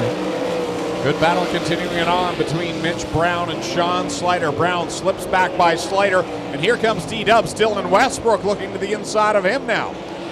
Jared Horseman went off the end of corners 1 and 2 there. That allowed Dustin Daggett to get to his inside as they continue to fight side by side back in the pack. And then it's Sean Slater and Dylan Westbrook going at it for the 4th position. Slater takes it back down into corner 3. 8 laps are up on the board in this one as Jordan Thomas pulling away from Dobie in 2nd. Brown beginning to close the gap just a little bit on the runner-up spot using that inside lane. Yeah, the track is starting to widen out. The cushion's starting to go away here, and that's what Mitch Brown likes to see as he tries to run down Devin Dobie, who's doing a good job in his first laps here at Ohsweken tonight. 2 laps left to go for Jordan Thomas, always so strong here. Former Best Appearing Car Award winner here in the Nationals, as he'll work it through 3 and 4 to the white flag. White flag out for Thomas as he will work to put a lap on Mike Farrell. And you're right, Mitch Brown is continuing to catch the 23 of Devin Dobie, but this one is running out quickly on him. Checkers coming out, and the Dave McCloud Memorial for 2017 goes to Jordan Thomas. He'll win over Devin Dobie. 3rd will be Mitch Brown, 4th Dylan Westbrook, and 5th will be Sean Slater. So Jordan Thomas picks up the win.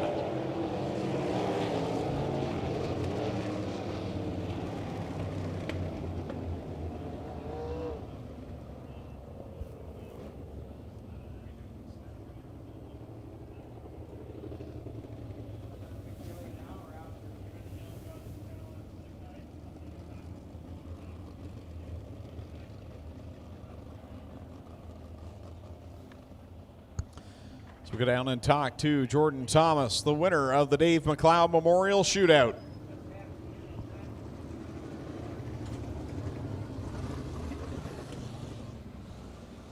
As he pulls it into Lucas Oil Victory Lane, we'll send it down trackside.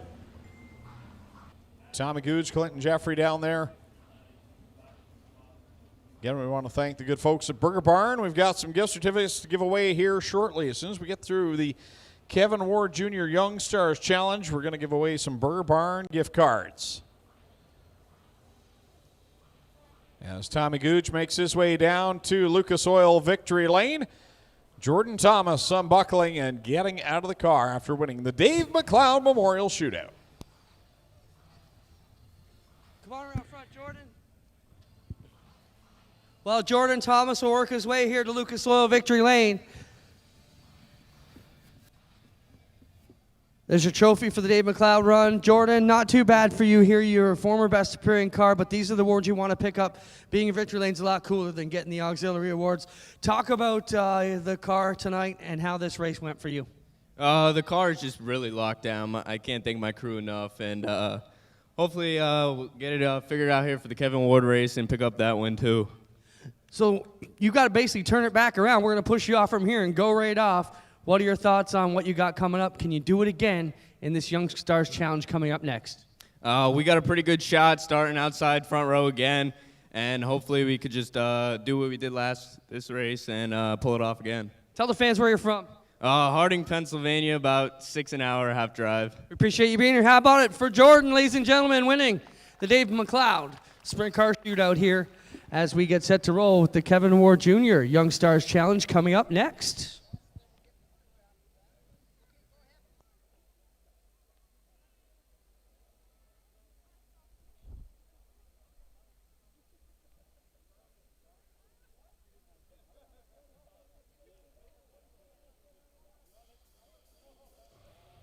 Don't forget 50-50, ladies and gentlemen, guaranteed $3,000 tonight. Help me keep my job.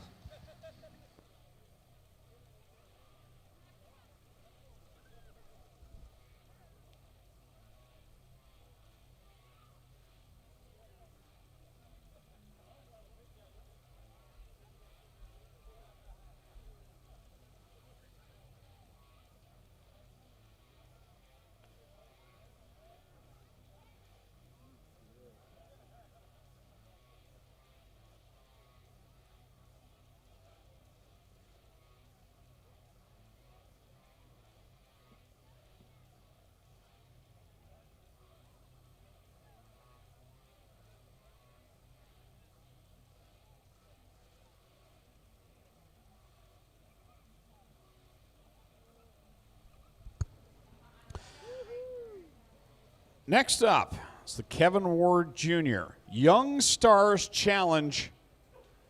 And as many of us know, back in 2014, we lost Kevin Ward Jr. And although obviously controversy over what happened there, that really doesn't matter. In 2014, in August of 2014, we lost a very young, talented sprint car driver. And his second to last night of competition came right here at Ohsweken Speedway in 2014. And we race in his memory every year with this Young Stars Challenge. And Tommy, it's an exciting event because the 13 youngest drivers that have signed in for the night before the Nationals get to compete. We got some really good hot shoes in this one. Yeah, the oldest driver in this field is 22 years old, if you can believe it. He is the 13th youngest driver in the field here tonight. That's Connor Mahoney, and Jake Brown, born a few days after him, is also in this race. The youngest driver in the field is Paulie Colagiovanni, born in 2001, one of two drivers who were born in 2001 here, signed in tonight, both 16 years of age.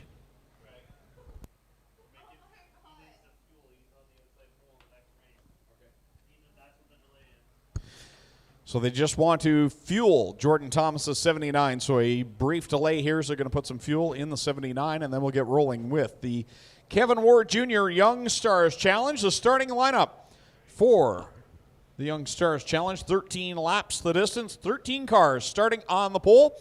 Out of Scotland, Ontario, in the Ohsweken Speedway, Bradshaw Fuels. 47X is D-Dubs, Dylan Westbrook. Starting in second out of Harding, Pennsylvania, in the Mechanical Services 8. One Engines, Vincent Tire, number 79, the winner of the Dave McCloud Memorial Shootout. It's Jordan Thomas. Starting in third out of Victoriaville, Quebec, the Garage Bilodeau, Entrepot Victo, Mercier Marine, number 123 is Jan Bilodeau. And lining up on his outside at the fourth starting spot out of Waterdown, Ontario, the Core Pack Merchandising 0C is Cole McDonald. Starting in fifth out of Cicero, New York, the Donath Motorworks All-Star Performance Avco, number 10 PC, it's Paulie Colagiovanni. And starting in sixth out of Kokomo, Indiana, the Town Line Variety, Bear Paw Convenience, Chalk Sticks Racing Products. Car number 67X, it's the law firm Parker Price Miller. Starting in seventh out of Perry, Michigan, the Ridenauer Auto Repair and Towing, Lucas Oil, K&N Filters 11R is Chase Ridenauer. And starting in eighth out of Waterdown, Ontario, the Mahoney Inspection Services, Railway City Brewing Company, Regional Tractor Sales, car number 5C is Connor Mahoney. Starting from position number 9 out of St. Agatha, Ontario, the Cal Tire, Hansma Automotive, Cobra Trucking 18 is Josh Shantz. And going off from position number 10 out of Six Nations in the Town Line Variety, Bear Paw Convenience XYZ car number 77X, the Six Nations sensation, Alex Hill. Starting in position number 11 out of Brantford, the Hills Tire and Gas, Stroh's Barbecue, Brown Auto Service, Little Bend 110 is Jake Brown. And going off in position number 12 out of Lemoore, California, in the Weld Wheels, Lucas Oil, Eagle Ignitions, car number 3G, it's Carson Macedo. And starting in the 13th and final position out of East Chatham, New York, the J&D Waste Equipment 14W is Brett Wright.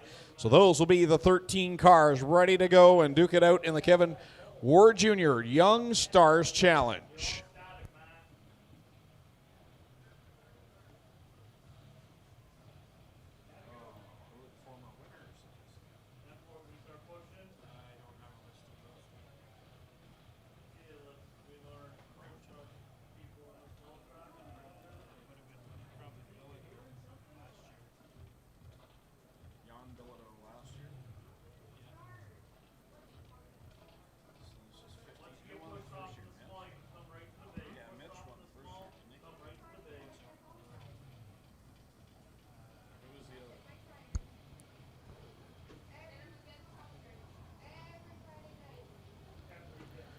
So in 2014 was the first year we ran this event. Mitch Brown picked up the win in 2014. 2015, Max Stambaugh picked up the victory.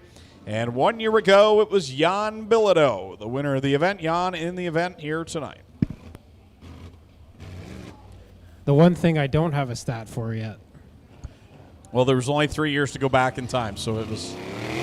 That's a winter project of mine. I have all the Canadian Sprint Car National Saturday stuff, but I haven't compiled all the stats for Friday night stuff yet. So that'll be maybe over this off season. I'll get that up on the website.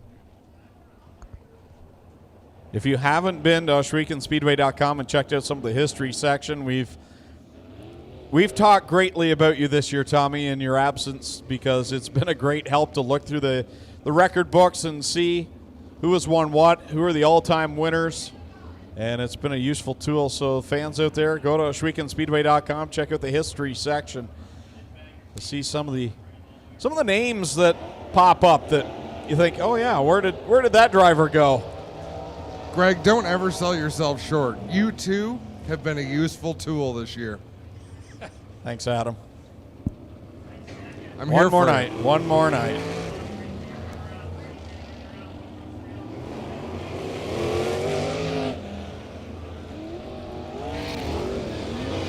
Well, guys, in an effort to make things as cool as we can, our push trucks have new LED lights on them as well. So check that out when all the push trucks come out. They've got brand new LED lights all over them as well, guys. So try to light up the sky any way we can.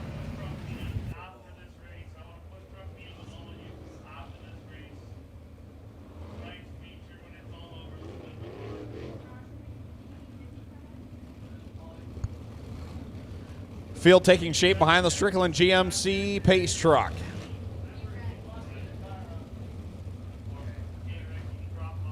So drivers in this one, as we said, ranging from 16 years of age up to 22 years of age. A few of these drivers were just in the Dave McCloud Memorial Shootout. Included in those is that 47X of Dylan Westbrook. You wonder if he made any little tinkers to the car to change things up. Guys, the other thing to consider, Paulie Colagiovanni is supposed to be out here, I believe. But with the damage and the heat, he's not going to make the call. So the youngest driver in the field not going to go out tonight. They'll work on it and get it back out for tomorrow. Last year's Sprint Car Nationals winner in this race, sitting back there in that sixth starting spot, the law firm, Parker Price Miller. In the 67X as we get ready to come to the double greens from Kyle McKenzie. And the Kevin Ward Jr. Young Stars Challenge is underway. Boy, what a tough front row in this one. Dylan Westbrook, the track champion here this year in the 47X, and Jordan Thomas, who of course we just saw on the front stretch moments ago, taking the win in the Dave McCloud race. And now he puts a slider on Dylan Westbrook and takes the lead down the front stretch. Westbrook going to fight back in turn one. He'll do the same up in corner number 2, puts the slider on, but Thomas comes down the hill and gets back by in 3. Here comes Westbrook digging deep, and look out. Here comes the Law Firm. He's in third. This is the only race that Parker Price Miller has chosen to run tonight. Did not run the heat races or try to qualify for the Twin 15s. So this is Parker's one chance to get a look at the track before tomorrow night. Off a corner forward, Dylan Westbrook will lead the lap narrowly over Jordan Thomas. Sliders back and forth with 3 laps in the books. They're racing hard, 3 wide down the backstretch, and Price Miller almost caught the wall there as Jordan Thomas, I don't think, knew he was there. What a battle at the front. Jordan Thomas will lead that lap over Dylan Westbrook. Here is the 67X. Parker Price Miller in tow in third. A good gap back to fourth. Chase Ridenauer. Carson Macedo has made up some spots in that 3G car, as up front it's Thomas still holding off Westbrook for the moment as Parker Price Miller tries to figure out how to get his way around both of them. Wow, racing at the front, Dylan Westbrook and Jordan Thomas come very close. Now here comes Parker Price Miller around the outside of D-Dubs. He'll grab the lead. Boy, this track is just perfect right now for great sprint car racing, and now Parker Price Miller has taken the lead definitively as Westbrook and Thomas will continue their battle, but now it's for the second spot. 7 laps complete, 6 to go as the cross flags come out across the field. Parker Price Miller, your leader over Dylan Westbrook, but Jordan Thomas not going away. He'll come back down to the bottom side in 3. Those guys have swapped positions almost every lap here as they continue to fight over the second spot, and then behind them, Macedo and Bilodeau going at it for position. Parker Price Miller is right on that thin razor's edge right now, the outside line, rim riding and getting it done across the stripe. He'll complete lap number 9. Well, Parker Price Miller getting a bit of a tune-up here for tomorrow night in that 67X car, trying to go back-to-back in the Canadian Sprint Car Nationals, and he's making it look good now in that Town Line Variety machine. 3 laps left to go for the driver out of Kokomo, Indiana. Parker Price Miller checking out on Dylan Westbrook, who just cannot shake Jordan Thomas. Thomas back to the inside another time. Now Westbrook again fighting back as those two continue to fight it out. Both drivers in this Young Stars Challenge, but definitely not short on experience, as Price Miller will come around to get the white flag this time by. One more trip around for the Law Firm. The driver in the Hills Racing number 67X looking to make it 2 in a row this year as contact down in quarter 1 between the second and third place drivers. Checkers out the Kevin Ward Jr. Young Stars Challenge for 2017 goes to Parker Price Miller. Dylan Westbrook second, Jordan Thomas third, Chase Ridenauer fourth, and Carson Macedo will complete the top 5. Clinton Jeffrey will head down to Lucas Oil Victory Lane and talk with the winner, Parker Price Miller.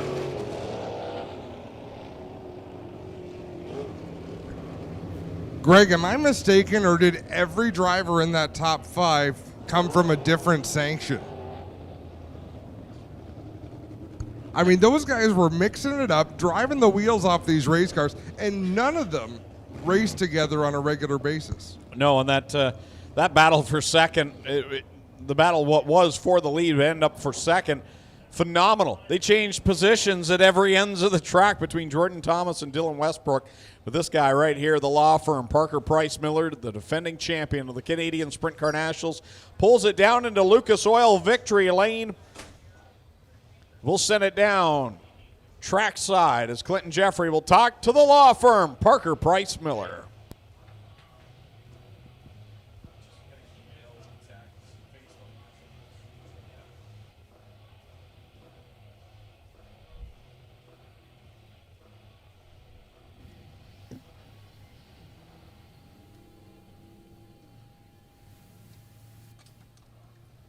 Well, ladies and gentlemen, he has been here to Lucas Oil Victory Lane before. Last year with a check that he was able to capture tonight. Grabs the Kevin Ward Jr. Young Stars Challenge. How about it for Parker Price Miller, ladies and gentlemen?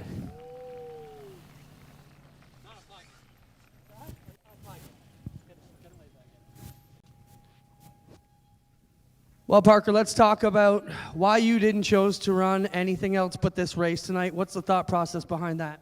Last year, actually, I didn't run any of this. I actually just showed up on Sunday, and we were lucky enough to be good enough to win. So we felt like we should come in with the same strategy, come in with a full head of steam, no bad thoughts, because, you could have something go wrong tonight, or get in a wreck and just, you're going into the race tomorrow low, and not a good feeling. So, yeah, just that's what we thought that we should do. So that's what we stuck with. Let's talk about a couple mechanical issues. We saw heavy smoke going into one. Looked like it was just the oil overflow. I'm sure it's nothing you're worried about. And then we told you have no brakes when you rolled in here. What are those two mechanical issues going on with your car right now? Actually I had brakes the whole race, and then after the checkered, I went to go press the brake, and it went all the way to the floor. So we'll get it figured out, not a big issue, and we'll come back stronger tomorrow. Good luck tomorrow. How about it, ladies and gentlemen? Parker Price Miller wins the Kevin Ward Jr. Young Stars Challenge. Hey, Mr. Ward, welcome. We got Kevin Ward's dad here. Great to have you with us, sir. Appreciate you coming back here and being a part of our weekend. How are you doing? We're doing all right. I'll tell you, we wouldn't have missed this race for nothing. Last year, we didn't make it here over some family things, but had to be here this year, and we'll be here every year we can. Glad to have you here. How about it for the Ward family, ladies and gentlemen, as we get rolling over here in Victory Lane, on Lucas Oil Victory Lane, as we get to wrap things up. Intermission quickly coming up, a chance for you to buy your 50-50 tickets, then we're going to jump right back into this with a few feature events and wrap up the night as we present the Burger Barn night before the Nationals here at the Big O. Thanks, Clint. We've got our souvenir program prize draw to do now. And if we could get the sellers to go to the base of the flag stand so our winners can claim their prizes, we'll do the souvenir program prize draw. Mini stocks are ready for their 20-lap feature, final one of 2017. And Adam, I believe you've got the lineup there. I do indeed, somewhere in my pile here. I'm watching Greg get accosted for Burger Barn cards. Oh, he's given all of them away now. We are out of Burger Barn cards. I even gave away your paycheck tonight, Adam. So I'm supposed to get paid? Let's go through the lineup. We got paid one in lap to burgers. get it done. Number 64, Doug Erskine on the pole outside the 54 of Christopher French. Rob Twitchett in the 69 starts third. Fourth, the 26 of Tim Newell. Fifth, the 11, Mike Giberson, and the 2 car is Matt Newell. Row number 4, the 4 of Aaron Rowitsky. The 81 is Carl Salt. Row 5, 6X, Mike Sarantakos. 21J, Jacob Bazine. Row 6, Brandon Crumby in the 63. The 9 is Tim DeBoer. Row 7, the 60 of Martin Schroeder. The 222, Nick Massey. 21X is Mark Bazine. 19, Kyle Wirt. 2X, Tom Neal. 22, Tristan De Silva. 38M, Matthew Moore. 05, Rick Robinson. 4S, Rob Sauter. 49, Gary Hodgson. 63, Dave Crumby. 37H, Kyle Beatty. 96, Brian Crosgrove. 13, Bobby Tolton. 66X, John Jansen, and the 265 of Mike Evers. And now Adam is out of breath. I just passed out. As Doug Erskine not out of breath, he's taken off at the front of this one so far. Sarantakos in the 6X, driving by everybody on the inside there, up to second on the inside of Rob Twitchett. Sarantakos has been so impressive this year as they pack their way down into turn 1, almost like watching Talladega, except ours goes 6 wide. Mike Sarantakos started 9th. He's now second. He drove just down to the inside. Everybody was fighting over the middle and outside groove, and now Sarantakos takes it up to the outside, trying to chase down Erskine, and then pretty much everybody is behind him, all side by side back there. It's just a gaggle of race cars, and if you can get that lane, if you can find daylight when you're on the throttle and keep it on the throttle, you can really charge through the field, and that's what we're watching Nick Massey do down the back straightaway. He passed 3 cars between turns 2 and 3. Out in front continues to be Doug Erskine in the 64, but boy, oh boy, they're battling to get through traffic. Nick Massey in the 222 kind of came out of nowhere this year and ran strong right out of the gate, but he's now got into a bit of a jingle there as they were almost 5 wide, and Massey had to back out of it. Still 4 wide down there into corner 3. Oh, trouble for Newell down in 3. Carl Salt tees him up in the driver's door. Not sure who that blue car is that got involved late. Rob Sauter. Rob Sauter. And the yellow will come out as they get the field woed up there. It didn't look like Newell was going to get going.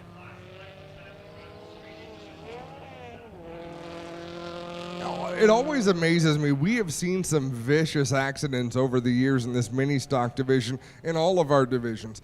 It amazes me and impresses me how so many of these drivers are able to avoid that sort of thing. Like, I've been to races where a 3-car accident becomes a 15-car accident. Knock on wood, we don't get a whole lot of them. No, not too many here. I mean, one thing we have going for us, the track is nice and wide. But the other thing is, you mentioned the drivers here, very clean, very respectful, and they do a great job trying to stay off of each other pretty much all of the time. You can see, unless I'm imagining it, I see them leaning on each other a little bit harder tonight. They've got all winter long to fix the body panels. So I do see a lot of people leaning on each other and maybe not backing out of a hole. That's just good racing. But like you say, you don't see the disrespectful moves of wrecking. Like a lot of the body work on these race cars, some of them are worse for wear, but to keep the fenders and quarter panels on them for the most part. Yeah, no points on the line tonight either, so just bragging rights and a little bit of money, and so these guys are going after it before the long winter sets in here. Just to sneak in here, did you guys let the fans know who the 3-time winners were? Good. I don't think we did. You go ahead. I hate having trivia presented and not have the answer. It was Steve Poirier and Shane Stewart. Those were the 2 3-time winners. So congratulations to everyone who won here tonight. Thank you again to Jason Hill and the good folks at Burger Barn for all they do here. They support our major events in the summer and here in the fall as well, and just good overall supporters of the Speedway, both on the track and marketing partners. So thank you to Burger Barn, and it helps when you've got such a great product that makes us so happy in the tower. Well, Greg, I just want to jump in on that also and talk about, they were just kind of a casual sponsor, right? Bought some ads, and now we got Jay fully immersed in the deal. He's feeding us all. He's got multiple race cars in every division out there. They've really come on full force, and want to thank them for everything they do. And they're having a heck of a party back there. That's not a fire, ladies and gentlemen. Those are the burgers that Greg and Adam keep rubbing into your nose. If I had $1 for every time Greg said Burger Barn tonight, and he's doing a great job of promoting the sponsors, but I think he has a man crush on a hamburger. How can you not? I am not denying that at all. If anyone that knows me knows one thing, I love burgers. I respect Burger that Barn, about you. that was a mean burger tonight, and I mean that in the best of ways. Doug Erskine in the orange and white, number 64 on the inside. Mike Ceremonies in the purple 6X on the high side. Erskine, a former track champ here in that 64 car, and he will get it sideways down in corner 1 and 2, and now everybody's going to pile in there looking for that lead. Ceremonies pops out of the group to take the momentary lead there, but now Bazine in the 21 has taken back that spot down on the inside, and Massey going to follow it through. Yeah, Massey got a great restart, partly because Doug Erskine got a really bad run through 1 and 2, got that car way loose. Now they're 3 wide for the lead with Massey out in front. Look at them stack up for second. So that was Jake Bazine momentarily in the lead, but now Massey's got it as Mark Bazine up in the fight. Both the Bazine cars out of shape out of corner 4, but still quick as they fight side by side for second. Doug Erskine's fallen right out of the top 5 in the 64. I just don't think his car wants to run on the bottom of the racetrack. He's got to get up there where there's a little bit more banking. So it's still Massey up front, Ceremonies and Crumby going at it behind them. And then it's the 9 of Tim DeBoer, the fighting focus there, the number 9 up into the top 5. Nice to see a different brand up there. You don't see a whole lot of Ford Focuses. We got a battle for the lead. Mark Bazine to the inside of Nick Massey. Mark Bazine in that 21X car, always a strong runner here, trying to finish off his season in style as he takes the lead now from Massey on lap number 7. 20 laps the distance tonight, so still coming up on the halfway signal. Now it's Mark Bazine, Nick Massey, Jake Bazine, Brandon Crumby, and Tim DeBoer rounding out the top 5. And I'm not sure what Kyle McKenzie's trying to tell the drivers in the middle of the pack, but he's giving some sort of hand signal, and he's doing it pretty sternly, right about to the 10th, 12th place, right here. I believe there was a little bit of contact there a couple laps ago, and nobody is quite playing as nice as we were talking about a few minutes ago, as again, the 19 of Wirt and the 60 of Schroeder leaning on each other in corner 2. And that's the signal for hold your line, and I can see what he's talking about now with those cars in that vicinity. They are all over each other, and that's that battle you were just talking about. Kyle Wirt, Schroeder, Carl Saltz in the midst, Crumby is in there. So the top three have kind of broken away here. The fight is for fourth as DeBoer and Crumby go at it there. The 9 of DeBoer, the 63 of Crumby, and then it's a long way back to Ceremonies in the 6th spot. So Bazine has opened up about 8 car lengths over Mazzy in the 222.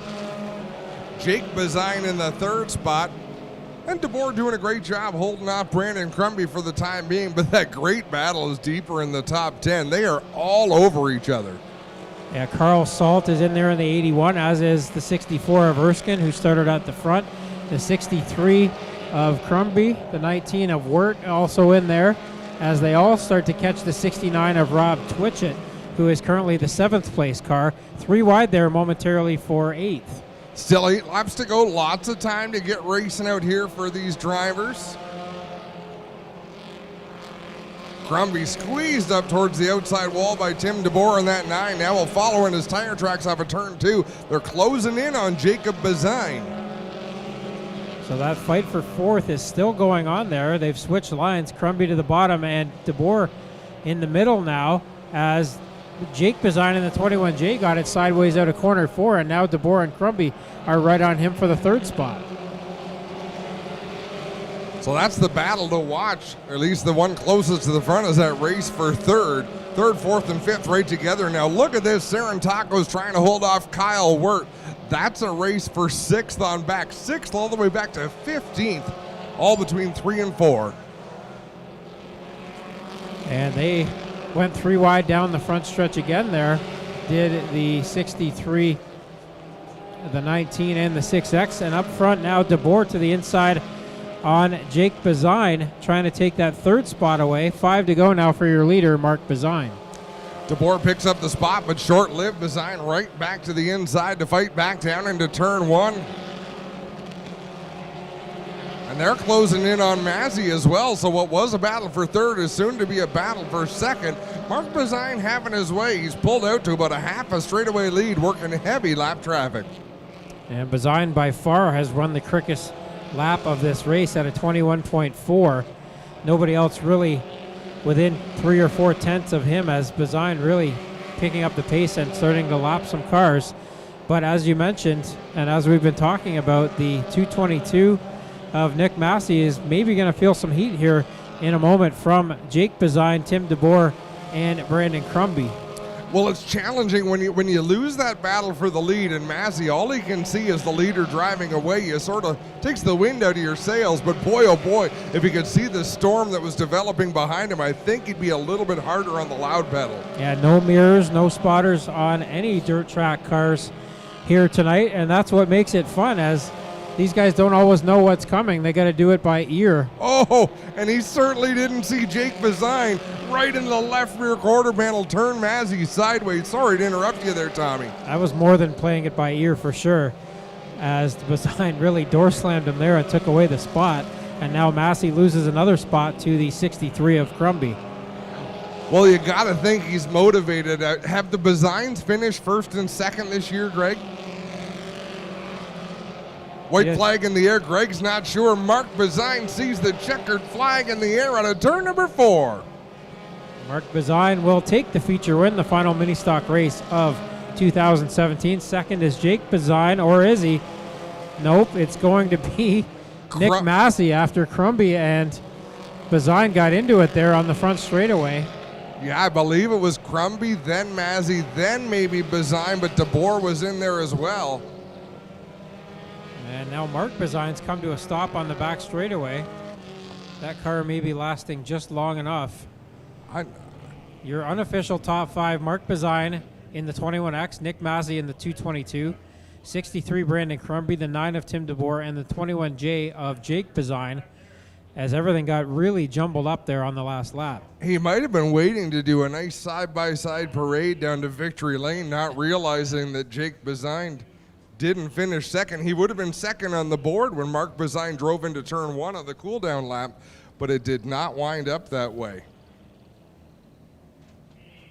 Once again, Clinton Jeffrey is down in victory lane, awaiting the top 3 of, just like it is every week, an entertaining HRW Automotive mini stock feature event. Mark Bazine going to work his way up turn number 4 here and get down to us. He'll do a few celebratory donuts as recently crowned HRW Automotive Champion finishes his year in victory lane. We'll get him out here and get a word with him just a moment. Brandon Crummy, guys, told me moving on to Thunderstocks next year, so we'll talk about that as well as we bring the top 3 here to Lucas Oil Victory Lane.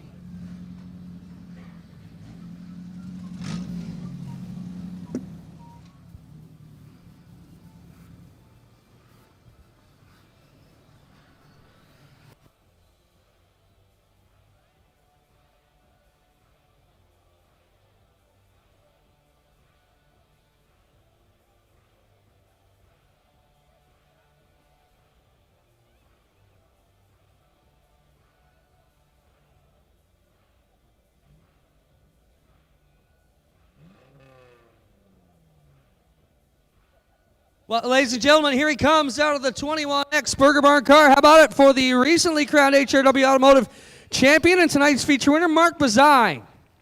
Come on around front of your car here, Mark, so they can get a nice picture of you. Mark, solid season for you. I mean, you've had a few solid seasons here. Must be satisfying to finally put all the periods in place and the exclamation points and get all of it done. Yeah, I can't be happier. It's what I've wanted for a few years. It's taken me 4 to do it, but we've done it. You can't take it away. You guys have kind of had that up and down deal. This car is always in the battle. Last year it was like right rear tires that seemed to be the scourge of you. This year you just put it all together. What's the plan for next year? Time will tell for next year. He's got a sly look on his face, guys. Never know. But how about it? Mark Bazine gets it done here on Burger Barn Night. We'll get over here. Nick, come on over here and talk to me. Nick Mossy, driver of the 222. Nick, you came into this season as a rookie and have had probably a killer season for a rookie. I mean, winning the Art Hill Memorial, big race, the biggest race for the mini stocks. You've been in these battles every week. Came in with a chance to win the championship. Pretty good season for you. Yeah, it wasn't bad at all. I broke my left rear control arm, so that's why I was all over the place. I couldn't keep it straight, but I just worked with what I had.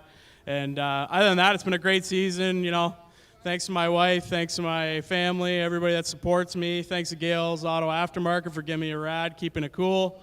Other than that, it's awesome. Great season. Rookie of the Year, ladies and gentlemen, Nick Mossy. How about a hand for him? Brandon Crumby, what a season you had last year in your first run on the dirt, just like Nick did this year. But this car's for sale, and we're here in Thunderstock. What's the story? Yeah, next year I'm going to try to go full-time Thunderstock. If this car sells, it sells. It'd be a shame to see it sit in the garage all year. Anybody you want to thank for your great season?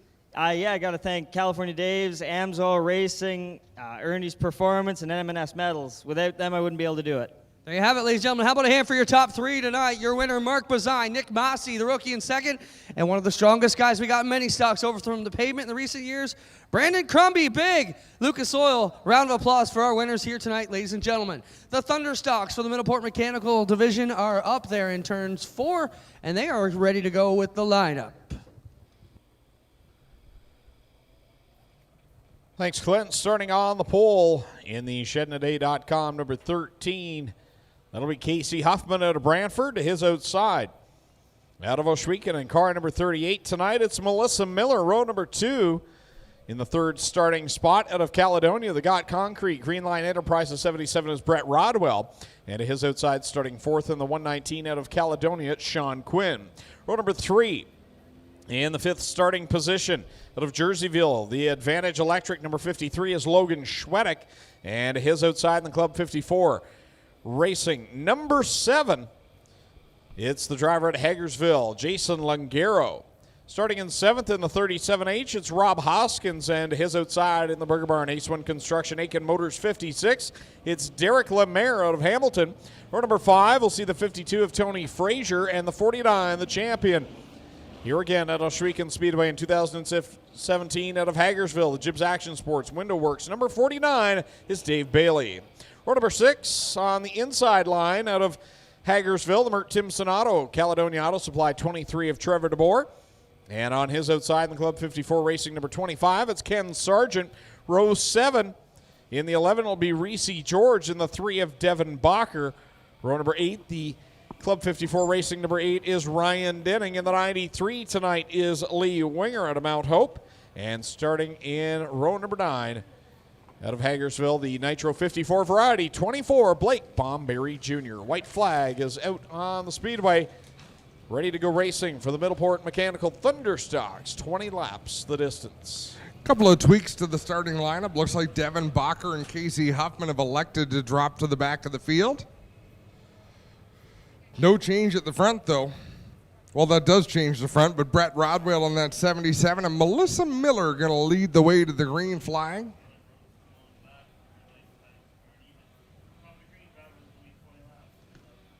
"20 laps is the distance in this feature event for the Middleport Mechanical Thunderstocks. Twin green flags in the air. Kyle McKenzie ready to set them loose.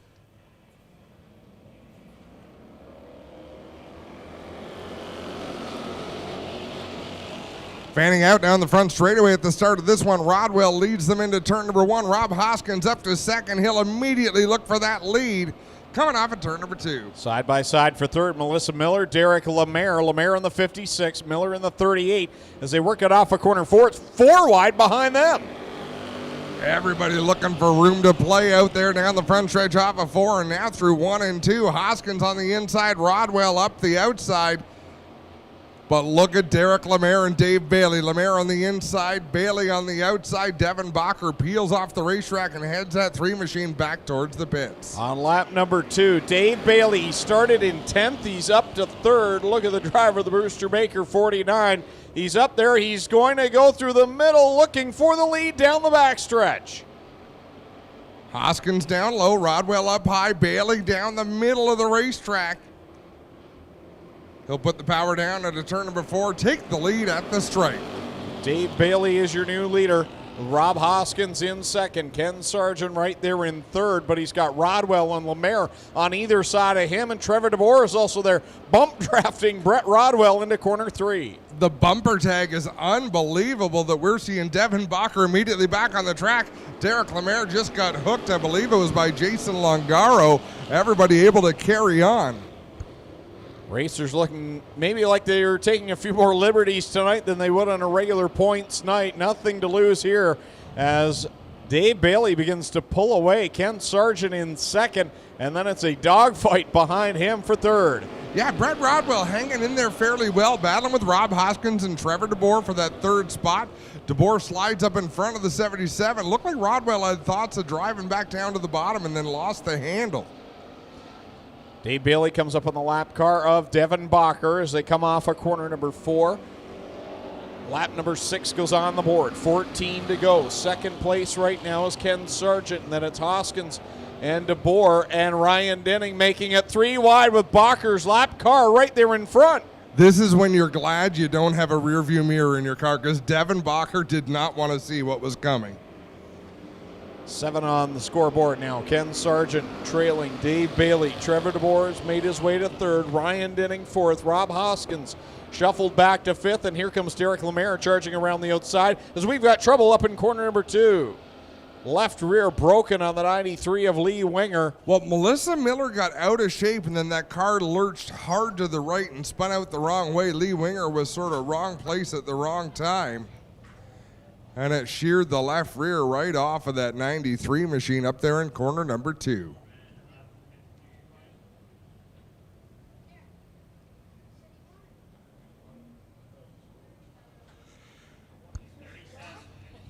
So that car up there, that 93, is the car that Melissa Miller normally drives. And it's got the left rear broken right off of it. Melissa heads into the pit area in the 38. As Clinton Jeffrey heads on the scene there. Trevor DeBoer in the 23 just drove around everybody. I think he might be heading to the pits with that race car. I haven't seen the duel on the dirt standings. Last I checked, I believe Dave Bailey was leading that as well. Now, he completed the trifecta. He won the 3 track championships here again in the southwestern Ontario region, picking up the championship here, Merrittville and Humberstone. Last year he did it, but he didn't win the duel on the dirt, and I know he was disappointed he wasn't able to get the sweep. And I didn't see how the points shuffled out after Merrittville last Saturday night. No, and it wasn't a false sense of disappointment either. He was legitimately disappointed. He wants to win it all. I remember, years ago, and Dave Bailey always sets very challenging goals for himself. Do you remember the year that he won the championship here in the mini stock division, and with the same race car won the championship at Flamborough Speedway on the asphalt in the mini stock division? Yeah, he wanted to make that accomplishment happen, and he did. And you're right. He really wanted that Duel in the Dirt championship, and why not? Because you're racing against the best of the best in Ontario. When you include the Brighton Speedway regulars, there's a lot of rivalries built there, and it's a great series and some real bragging rights. Well, guys, I got to jump in here. Lee Winger. Lee, tough break for you. I've never seen a rear end come out like this. It's in a couple pieces. What happened here in turn 1 and 2? I just seen the 7 and the 38 get a bit out of shape there. Actually, we're starting to catch back up there. The field was starting to close up, and it's going to be some good racing. Just a tough break. Unfortunate, Melissa just didn't get stopped in time, and I tried to get around, but didn't have enough time to get around. All right, Lee, get back to the pits there. We'll get this one sorted out, guys, and we're just about ready to go. Unfortunately, that's kind of how Lee Winger's season has gone, wouldn't you say? Not with accidents, Greg, but just unfortunate luck, things that are really out of his control. Yeah, in the sprint car this year, nothing but mechanical issues it seemed to be, and like you say, other issues on the track that were out of his control. So disappointing way to end the season for Lee Winger on the hook. And we're going to go right back to green. Clinton Jeffrey going to have to hightail it from his spot up there the outside of turn number 2. He'll get back to the infield. Dave Bailey going to set the pace from the inside of row 1. 13 laps remain as we get ready to get back at it. Dave Bailey, Ken Sargent, door-to-door down the front stretch. And there's Bailey's arch nemesis right in tow, the 8 of Ryan Denning sitting there in third. Ken Sargent has not seen the success we know he wants. He is a veteran racer and decades of experience in fendered race cars. Here comes Trevor DeBoer screaming out of the pits right in front of the leaders as Ken Sargent goes to the top of the leaderboard. Sargent around the outside of Dave Bailey. He'll take the lead. Shut the door on the 49, going to take his line away. But as we all know, Dave Bailey's got a number of lines he can make work, but Kenny Sargent right now leads the way out of turn 4. Off of corner 4, it's Sargent, your leader, the lap car. Well, not yet lap, but about to go a lap down if he gets past the 23 of Trevor DeBoer is there. Ken Sargent is the leader. Dave Bailey in the 49 second, the 8 of Ryan Denning third. Rob Hoskins in the 37H is fourth. As we go yellow for Devin Bacher up in corner number 4, and that's a good break for Trevor DeBoer. It's a good break, and I like that decision by Doug Leonard. You don't know if the car's running, but given that it's a rookie driver who's come to a stop on the racetrack, better safe than sorry. And it does look like he's dead in the water. He'll get a push through 3 and 4 down into the pits to the attention of his dad, Brad Bacher. Well, the common radio chatter we'll hear is tuck him in from Doug Leonard, which means he's telling the corner officials to pull him into the infield. But Devin just running the gas up on the top when leaders coming by. He realized it would be dangerous to call him across down the berm. So they have had to go yellow here, and we are yellow with 9 on the board, guys. You guys mentioned Devin Bacher. His father is Brad Bacher, a very successful Thunderstock racer here in the past. We have 17 documented feature wins here for Brad. I'm still looking for a few more results from back in the late 90s, so that number might increase. But Brad currently third on the all-time win list in the Thunderstocks. So Devin, although he's having a bit of a tough night tonight, I'm sure it won't take long for him to get up to speed. No, when you have confidence in your equipment, it's amazing what you can get done. Green flag in the air once again. An aggressive restart by Brett Rodwell, who drives it way down to the inside. Again, it's Sargent and Bailey at the front. Denning and Lemaire back there, 3rd and 4th. Rob Hoskins in the 5th position. Great battle, and the entire field all staying close together here. It's a competitive Thunderstock division. We mentioned Dave Bailey and Ryan Denning. They were the class of the field. They won the lion's share of the feature events, but there's another 10, 12 cars that are decent competitors. Top 3 begin to break away down the back stretch as Bailey works to the outside of the 25 of Ken Sargent.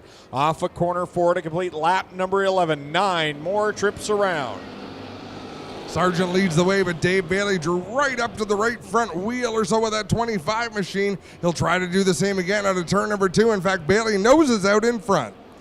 Sargent will continue battling on the bottom side. Ryan Denning right there. He looks one lane lower than the 25 as they come off the corner. Bailey leads the lap over Sargent. So Dave Bailey back in command. Ken Sargent on the, well, sort of on the bottom. Ryan Denning really on the bottom as that 8 machine looking away to the inside. Casey Huffman in the 13 going to turn his car up into pit lane. Here comes Ryan Denning turning that car nicely around the bottom. He's gaining just a little bit every lap here on the 25 of Ken Sargent. He'll drop alongside the door of the 25 as they go down the backstretch and now into corner number 3.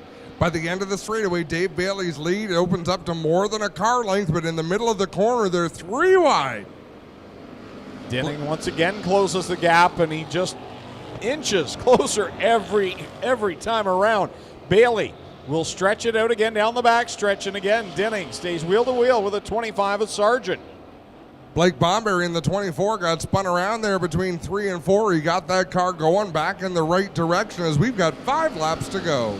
Well, look now, but the 56 of Derek Lemaire might be the fastest car in the track using that outside line. He's caught the top 3. Well, they had broken away. The top 3 keep racing 3 wide in the corners. Derek Lemaire can use all the racetrack, and he does.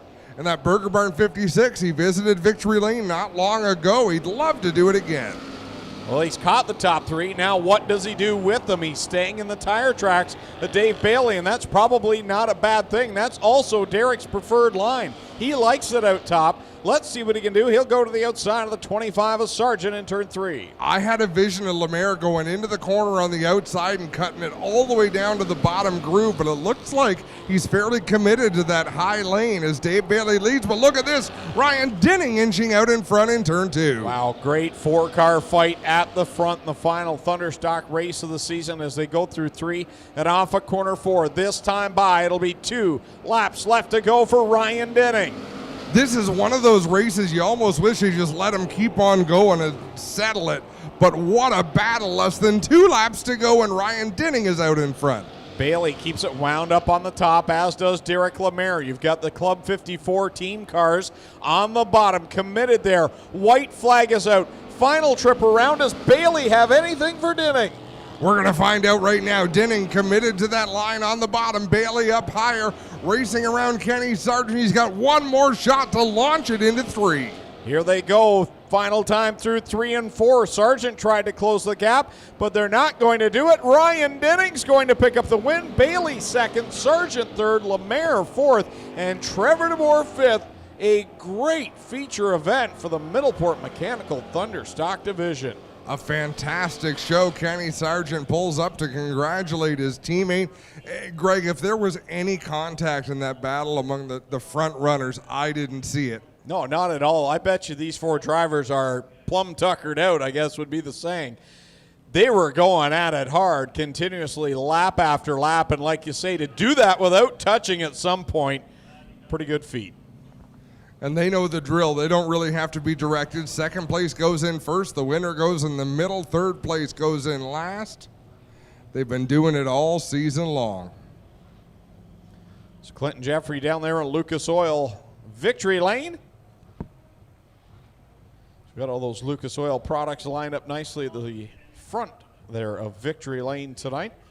Want to thank them for their support coming on board in 2017. Let's send it down trackside to Clinton Jeffrey. Thanks, Greg. Amazing race between the top 4 in the division here. Just a bit of house cleaning as we wait for them to get out. Got to report Devin Bacher suffering battery issues in that brand new car. That was what ailed him tonight. Top 3 are here in Lucas Oil Victory Lane. They worked their way out of the Club 54 Tobacco Racing number 8. Multiple feature wins this season. Here he comes, ladies and gentlemen. How about a big Lucas Oil Victory Lane welcome for Ryan Denning.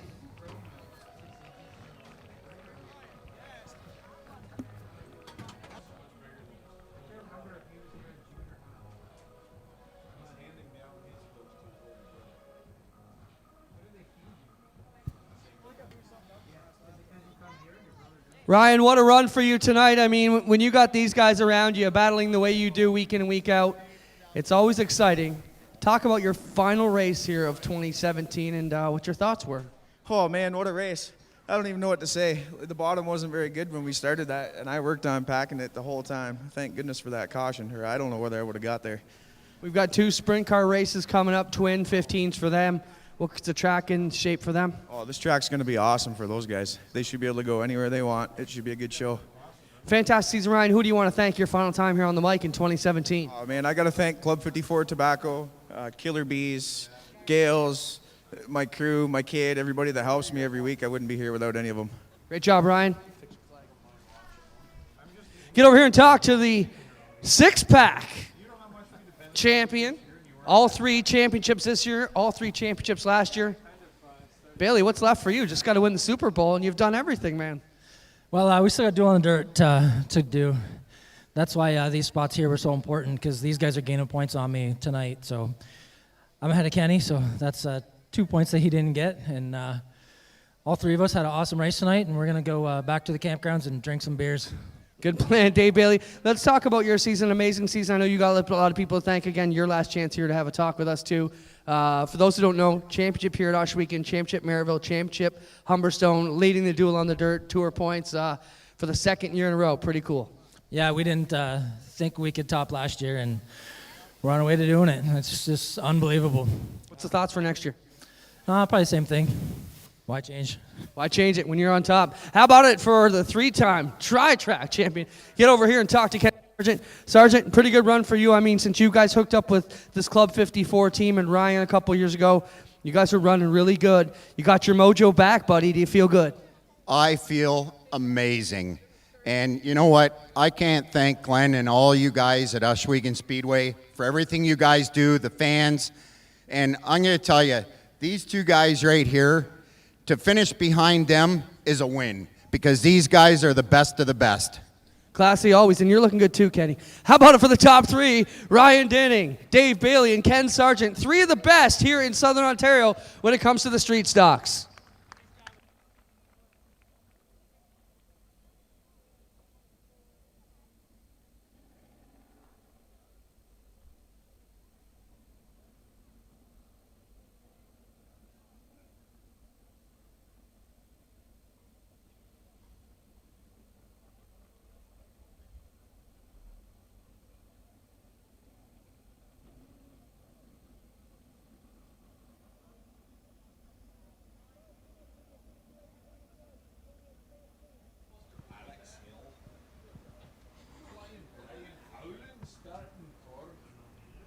You'll do the lineups for both, right? DJ Darren, no music. What'd you say? You and Tommy are doing the first, and me and Tommy are doing the second? Yeah. Ready to go with the first of 2 15-lap features for the 360 sprint cars. Your starting lineup for Twin 15 race number 1 on the pole out of Rockville, Texas. In the town line variety, C&D Excavating and Trucking Lone Star Speedway number 15H, it's Sam Hayford Teep Jr. Starting in second out of Ransomville, New York, the Young Drivers of Canada, Leach Performance Engines, Tim Phillips Garage, 18R of Ryan Soucies. Starting in third out of Six Nations, the Town Line Variety, Bear Paw Convenience, XYZ number 77X, the Six Nations sensation, Alex Hill. Rolling off fourth out of Union Springs, New York, the Philtrek Corporation, Lasca's Restaurant, the Culver Group, number 51, Flying Brian Howland. Starting in position number 5 out of Alden, New York, the Fiberwork Composites, Merzak Enterprises, Casey's Truck Salvage, 49, the Straight Shooter, Scott Kruder. Going from position number 6 out of Shenandoah Forks, New York, in the Scorpion Security Products, Rob's Markets, Van Cott's Landscaping, 14, it's Coleman Gulick. And from position number 7 out of Victoriaville, Quebec, in the Garage Bilodeau, Entrepot Victo Mercier Marine, car number 123 is Jan Bilodeau. Going from position number 8 out of Brantford in the Burger Barn, Ace One Construction, Aiken Motors, number 10B is Downtown Mitch Brown. In position number 9 out of Cloverdale, Ohio, the M&W Construction, Miller Construction, Ottoville Lumber, number 17 is Jared Horseman. And going from spot number 10, 3-time Nationals winner out of St. Matthew de Beloeil, Quebec, in the Four Seasons Foundations, FM Industries mega pumping car number 28 FM. It's the Fireball, Steve Poirier. In the 11th starting position out of Brockville, Ontario, in the RPM Automotive, Dave's Auto Body, Mike's Ice Cream 36, it's Matt Billings.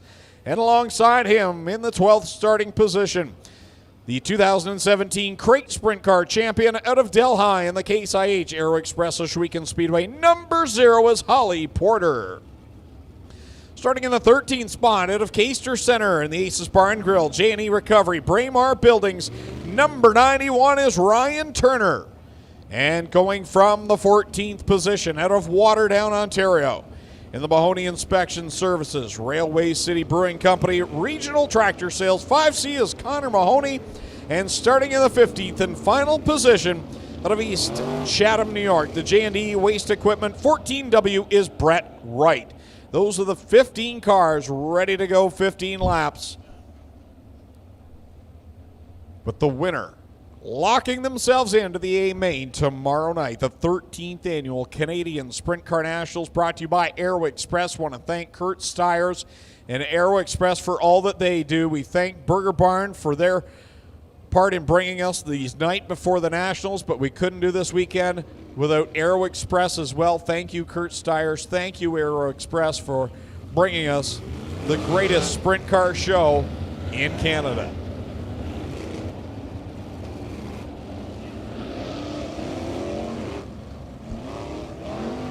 The Strickland GMC Pace Truck bringing the field around.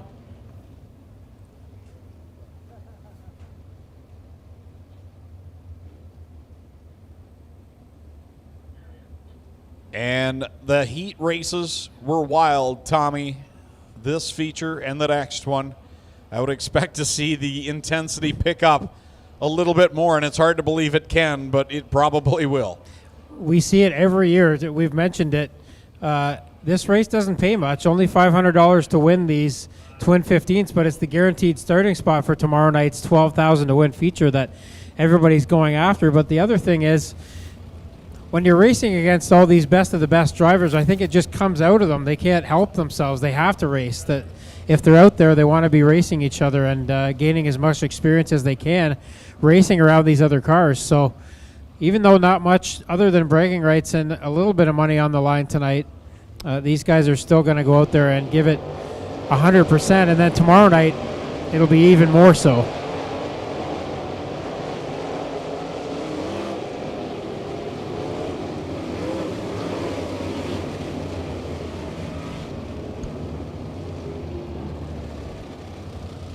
A star-studded feature event here, I gotta say. Sam Haferteep, a Nationals winner on the front row. Ryan Sousey's winner down the Merrittville Speedway last Saturday night with the Southern Ontario Sprints. Alex Hill won on opening night here, and of course Brian Howland, the winner of the Canadian Sprint Car Nationals 2 years ago. Kyle McKenzie with the double greens in hand. We're ready to get it on. 15 laps. Twin 15. Number 1 comes to the green flag. Haferteep set to slow pace and then gets on the hammer out of corner 4, but Sousey's with a better start there, and Sousey's takes the lead in corner 2. Yeah, he launched right through that middle lane and grabbed the lead. Going into corner number 3, it's Haferteep in second. Here comes Alex Hill around the top. Wow, big move by Alex Hill around her teammate for the weekend, Sam Haferteep, and now she's going to try to do the same thing to Sousey's. Wow, with a guaranteed spot on the line, Alex Hill working that outside line to perfection. Can she get by Sousey's at the line? No, Sousey's leads the lap. Two very equal grooves here right now as Sousey's works the middle. Hill to the outside and down the backstretch. They're still side by side. Going at it tooth and nail. They know what is on the line, and here comes Alex Hill on the thin line. She grabs the lead on the outside on lap number 3. So it's Alex Hill, your leader, over Ryan Sousey, Sam Haferteep, and Brian Howland. Steve Poirier on the move in the 28 FM has picked off a couple of cars so far. 3 wide between Brown, Kruder, and Gulick as they almost come together out of corner 4. Some intense racing, yes, Tommy, back there for that 5th position. Whoa. Oh, Poirier and Gulick get together, and Poirier goes hard up and over in corner number 2. Gulick spinning, and now he will have to come to a stop as a red flag comes out for the Fireball, Steve Poirier. Poirier and Gulick making contact, and Poirier getting the worst of it.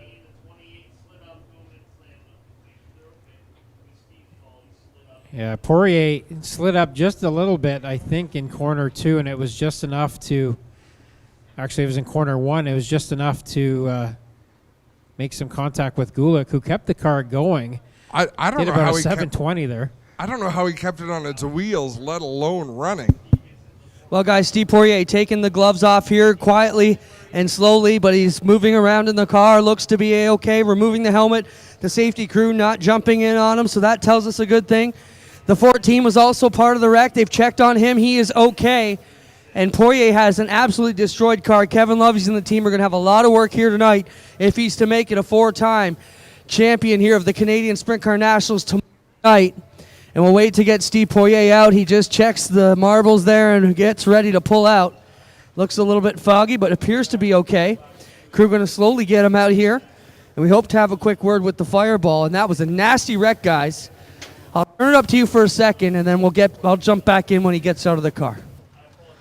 We heard Parker Price Miller, Greg, talk about why he doesn't race the night before the Nationals.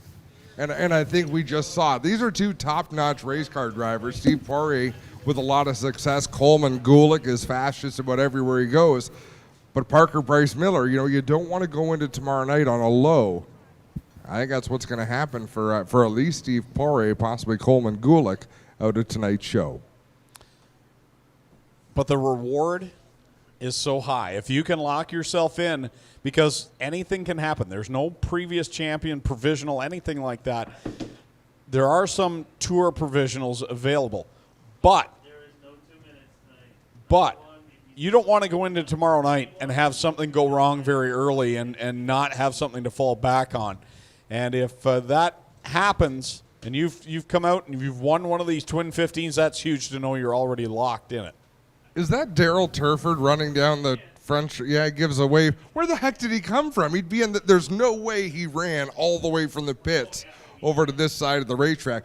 And now he's a crew chief for Alex Hill in the 77, but Tommy, he's also a driver coach, a mentor.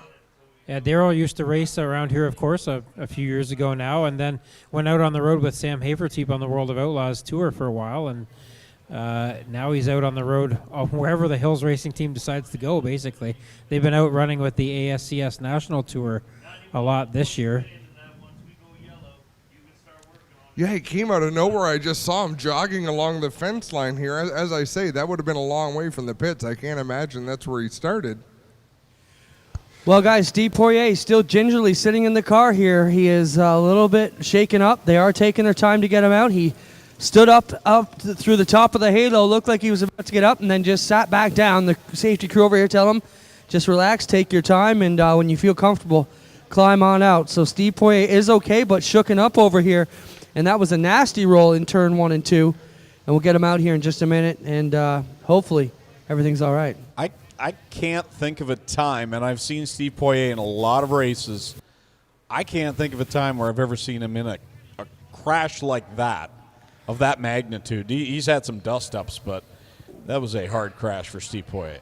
I can't really even think of a time that he's really been in more than just a spin. Well, and I can't imagine that wreck. If I'm trying to picture it back in my mind, the car got turned the wrong way. Normally when a sprint car, when any race car flips, it goes passenger side, driver side.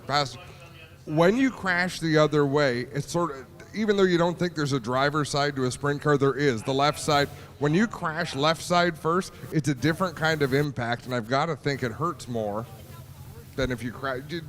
Am I making any sense, Tommy? I'm trying to put it into words. Yeah, I mean, if you look at the cars, the driver's side on what would be a passenger car is more open on most of these cars than what would be the passenger side. So even though they run arm restraints, it is possible for your arm to flap around just a bit more on that side.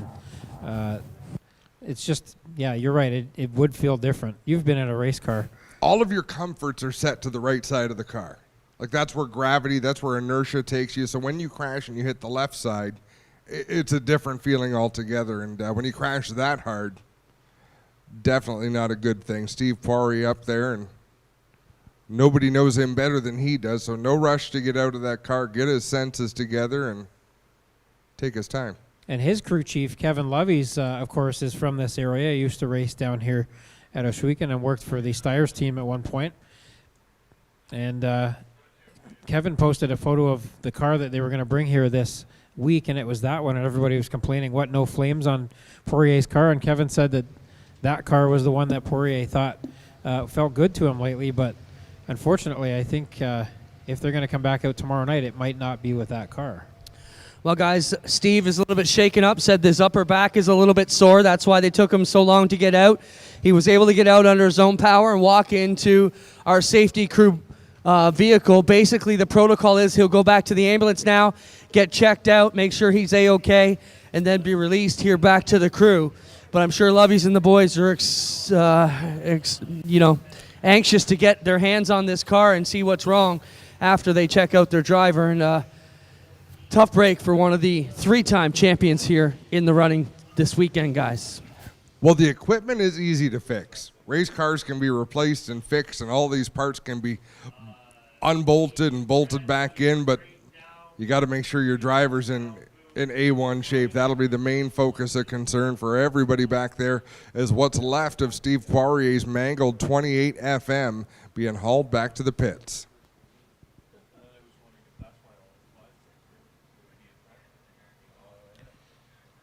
Should give a call out to a couple of crate sprint car drivers who made this feature here tonight. Holly Porter and Connor Mahoney ran all year in the crate division. Of course, Connor, a veteran of the 360 division in the past, but both of those drivers stepping up into 360s for this weekend and doing a great job. And Holly, of course, has been in that zero car at some other local speedways over the last month or so and has done a pretty good job down there as well.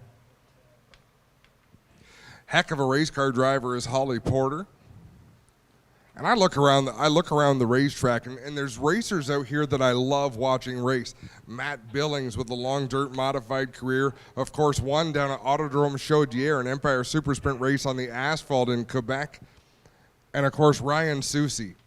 That kid is a race car driver. Watching him in a modified, watching him in anything he strapped himself into, a TQ midget in the indoor season in the wintertime, that kid loves to race and he's good at it. And honestly, he might tell you different, but I think he might be best suited to sprint cars. I mean, since he's gotten in that car that's owned by Jared Morphy, he's really done a great job in it, in very limited sprint car starts. And with a 360 engine in the car, he finished top 10 against the World of Outlaws here in July, so that was no mean feat at all either.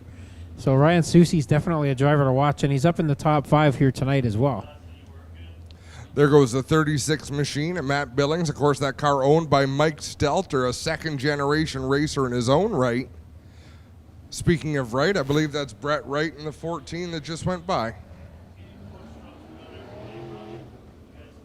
Yeah, Mike Stelter, of course, the son of Bob Stelter, super modified driver down in the New York State area. And I know you're a fan of Oswego Speedway like I am, Adam. And we should mention the longtime announcer for Oswego Speedway, Roy Silva, here tonight, sitting down in turn number 1. So welcome to Roy and all of the other folks from other local speedways and not so local speedways who make the trip here every year to just be fans. I just want to hear Ray do the Eddie B in 83 call again from the video, his classic call.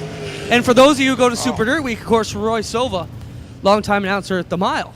And I want to talk to Roy about also working with Jack Burgess, who, when I was a kid, that's who I want. Like, you know, as a race announcer, that was the voice. That was the voice coming from the speakers.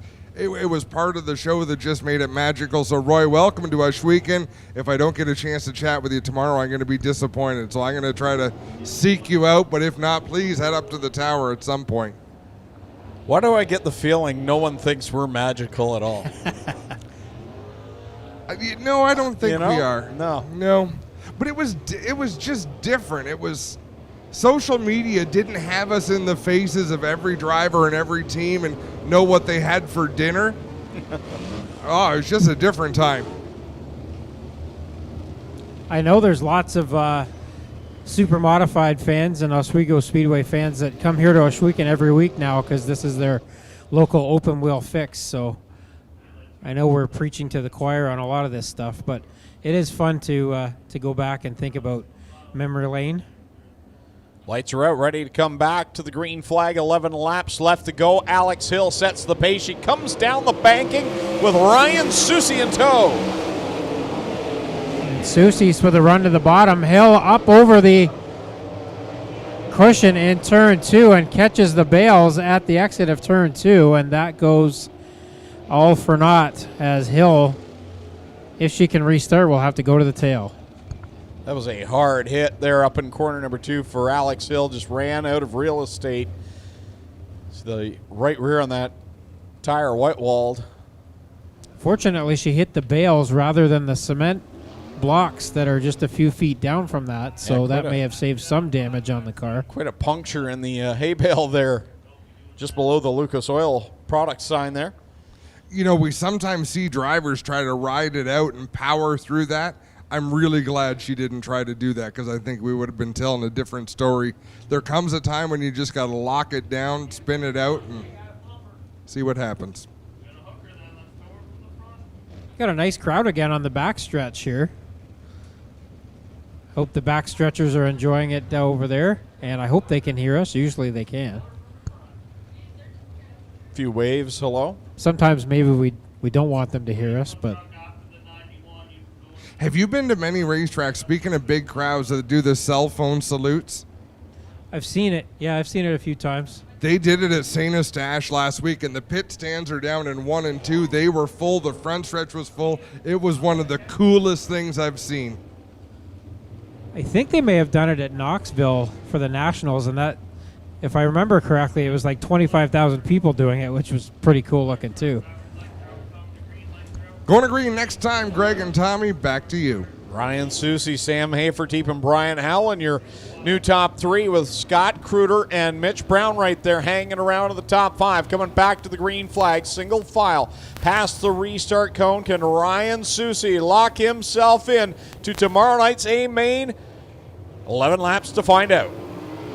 And Sam Haferteep is getting an introduction to Ryan Susie's here. These two drivers don't come across each other's paths very often, and then it's Brian Howland in the 3rd spot, Kruder and Brown in the 4th and 5th positions, but here comes Jared Horseman in the 17, a winner of a Twin 15 last year. Here comes Haferteep around the outside with a head of steam, and he'll duke it out down the back stretch and take the top spot. Susie not going away in the bottom. What can he do off of corner number 4? Haferteep, though, will power by for the lead.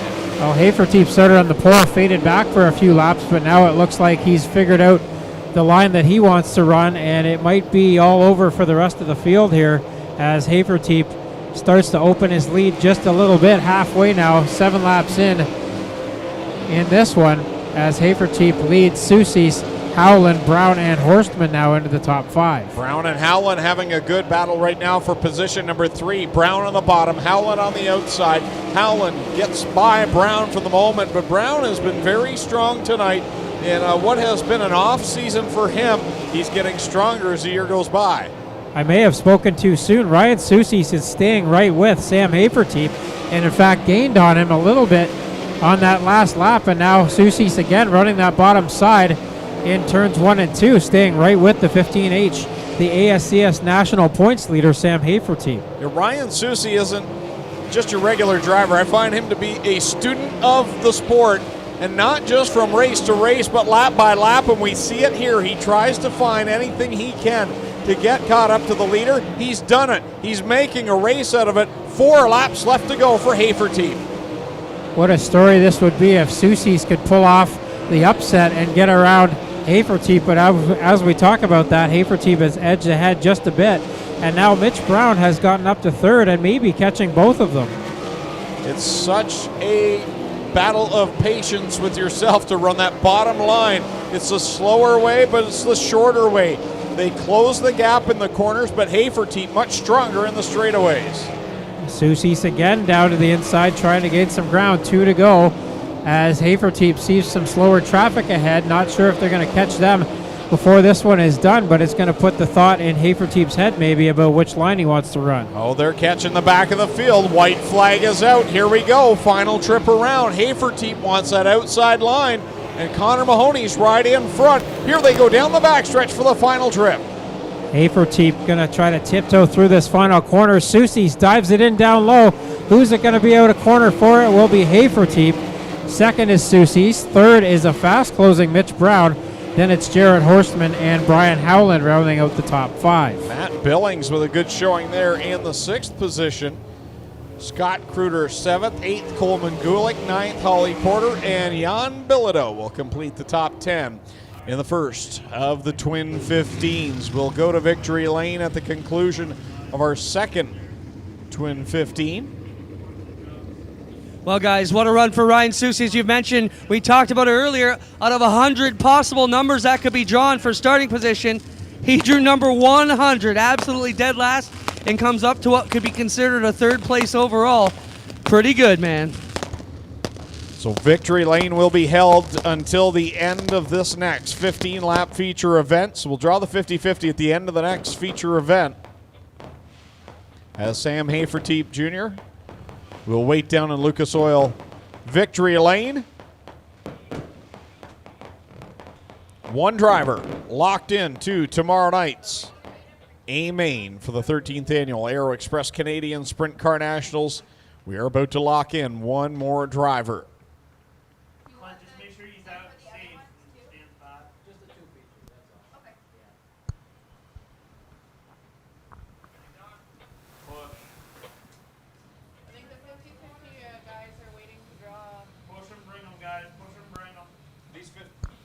They shouldn't be on 50-50s going on the track.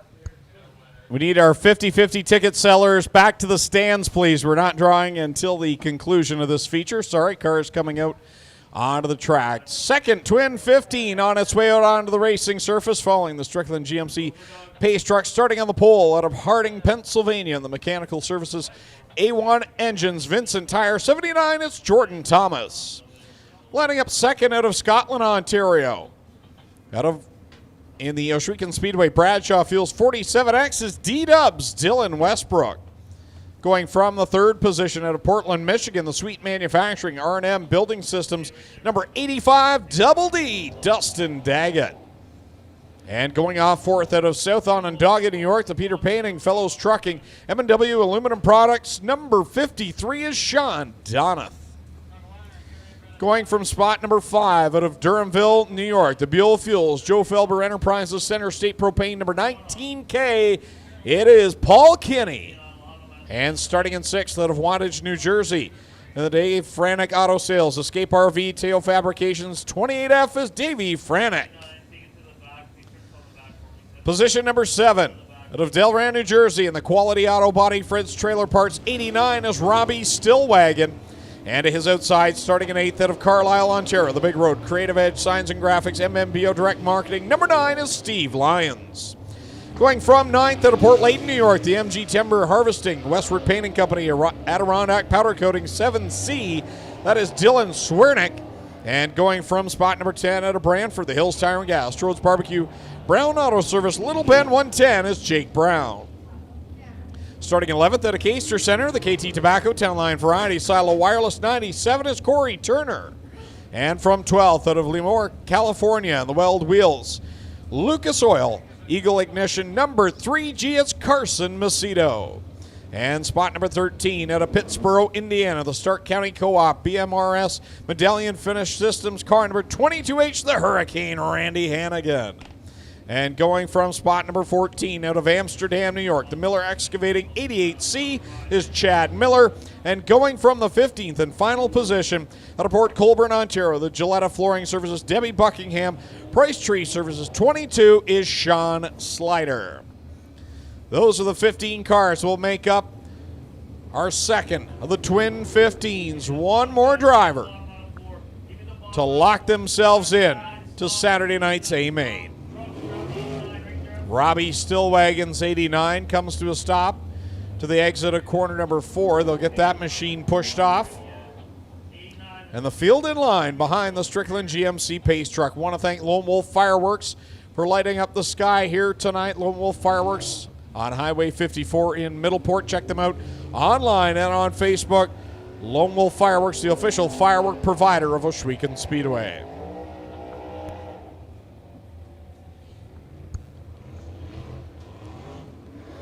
Well, gentlemen, in feature race number 1, we saw forward bite became a real commodity. Nobody was getting an awful lot of it. That sets up, to me, when a track lacks bite, you see a lot of slide jobs. And we saw nothing but slide jobs out of our front row earlier on with a tacky racetrack. So this should be something to watch. Do you think they're sick of seeing each other already, Adam? You know, I think it's a yes and no kind of thing, Clinton. When you feel like you're the best, and I'm sure that there's half a dozen drivers in this field who feel like they're the best, you want to be up against all the others that think they're the best. So, you know, on one hand, they got to be tired of each other. On the other hand, I'm sure that they love the challenge. Well, also, I've seen lots of these guys get out and shake hands after epic slide job battles. I mean, if you don't stay off, you don't get into one another, can stay off one another and keep it a good, clean race, man, it's exciting for them just like it is for us. Well, a good slide job is a great racing move. It's also a great opportunity for the car that got past to retaliate. The best way to overcome a slide job is with another slide job, Tommy. It definitely is, but that's just a vicious cycle because these guys will start racing each other, and then somebody's going to catch them and pass both of them, as we've seen earlier tonight in a heat race. So it's a double-edged sword when you're trying to race against one of these guys.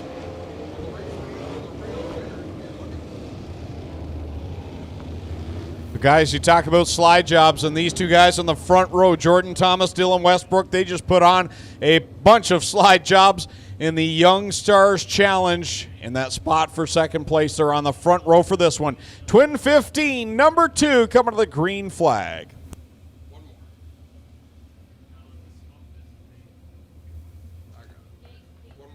Well, they'll do one more quick pace lap to dissipate some of the fireworks smoke here. Just want to mention, everybody, we do a live band just off over turn 1. So if you're camping tonight, come on out. We're going to have a party. And if you're coming to the races tomorrow from 5 to 7, we will have live music out there in our hospitality tent. We're going to have a tailgate party. Bring a lawn chair, bring some refreshments, and enjoy the party with us as we celebrate the final night of sprint car action here at Ohsweken in 2017.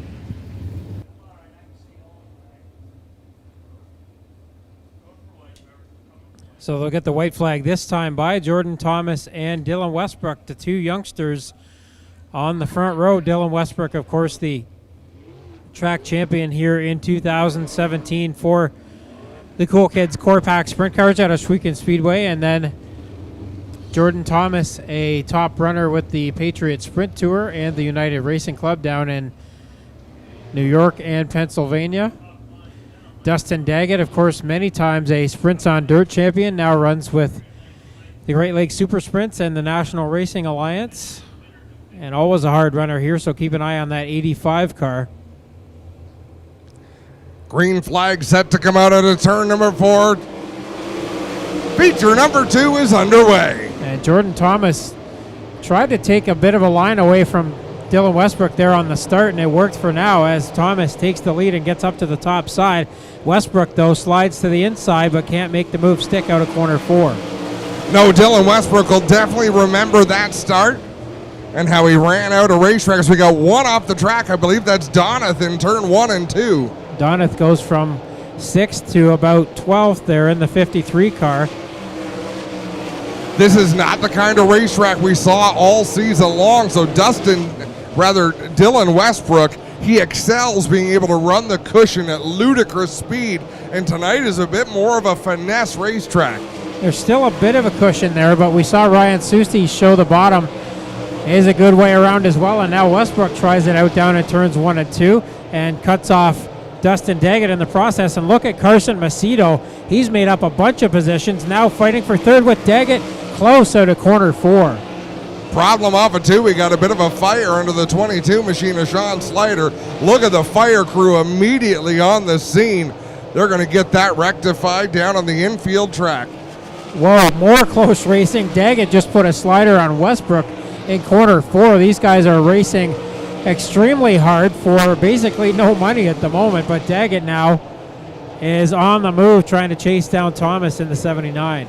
It just goes to show there does not have to be money on the line, but a little bit of pride.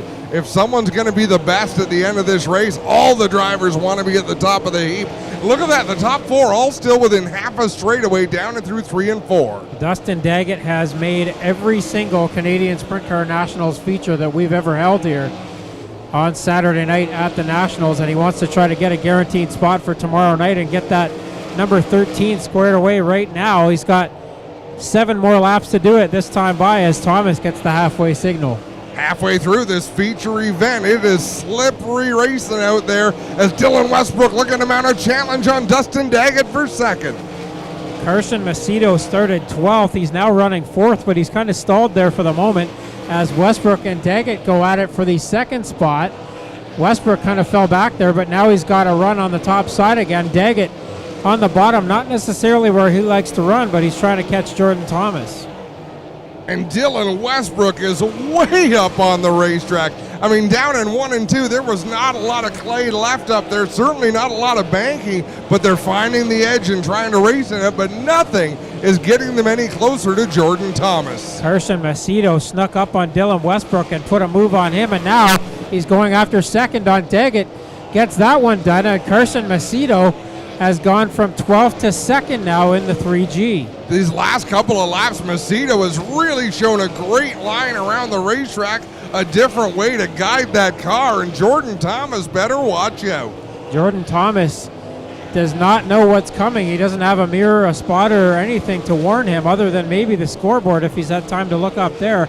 And Macedo now really gaining on Thomas. He was 3/10 quicker last time by with 2 laps to go. 2 laps left. Macedo riding in the tire tracks of Thomas up front. A couple of slower cars ahead of the race leaders. This is going to be an exciting final lap. Thomas tiptoeing his way out of corner 4, trying to hold off Macedo. He might be able to hear him now. Thomas goes to the inside. Here comes Macedo to the outside. Macedo backed out of it a little bit. Not sure if he wants to surprise the leader. That's exactly what he's going to do down into 3 the final time. Checkers in the air. Macedo with the win. What a finish. Carson Macedo waits until turn 3, Tommy, of the final lap. Wow, that was impressive. Carson Macedo, the young driver from California, gets the win. Jordan Thomas finishes 2nd. Dustin Daggett 3rd. Dylan Westbrook 4th. Paul Kinney rounding out the top 5. Then Dave Franick, Jake Brown, Dylan Swiernick, Corey Turner rounding out the top 10. I don't know if I should be ashamed of this, but I did not know the name Carson Macedo before tonight. Well, he mainly races down in the U.S. He races a lot of USAC shows, but he's been in this 3G car most of, part of this year as well, and he is definitely a top runner. He showed right there that he can get it done. But Carson Macedo in the 3G, that car, of course, has been to Victory Lane on Nationals Saturday night 3 times with Shane Stewart behind the wheel. So we'll see what Carson Macedo can do tomorrow night, but that's quite an illustrious Victory Lane we've got down there with Clinton Jeffrey. That was a heck of a night of racing, folks. Greg Callan, I think that might have been the first race this year you've been able to just be a race fan and sit back and watch the show. What did you think of that? Quite a drive there by Carson Macedo to pick up the win, and I thought Jordan Thomas was going to start checking off those boxes. He picked up the win in the Dave Cloud Memorial. I thought he was going to lock himself in, but Macedo gets some one better at the start-finish line. Man, what a finish, and we're going to draw the 50-50, so folks, get those tickets out as we're going to send it trackside, and Clinton Jeffrey's going to talk to our winners here, the Twin 15s, and get our winning 50-50 number.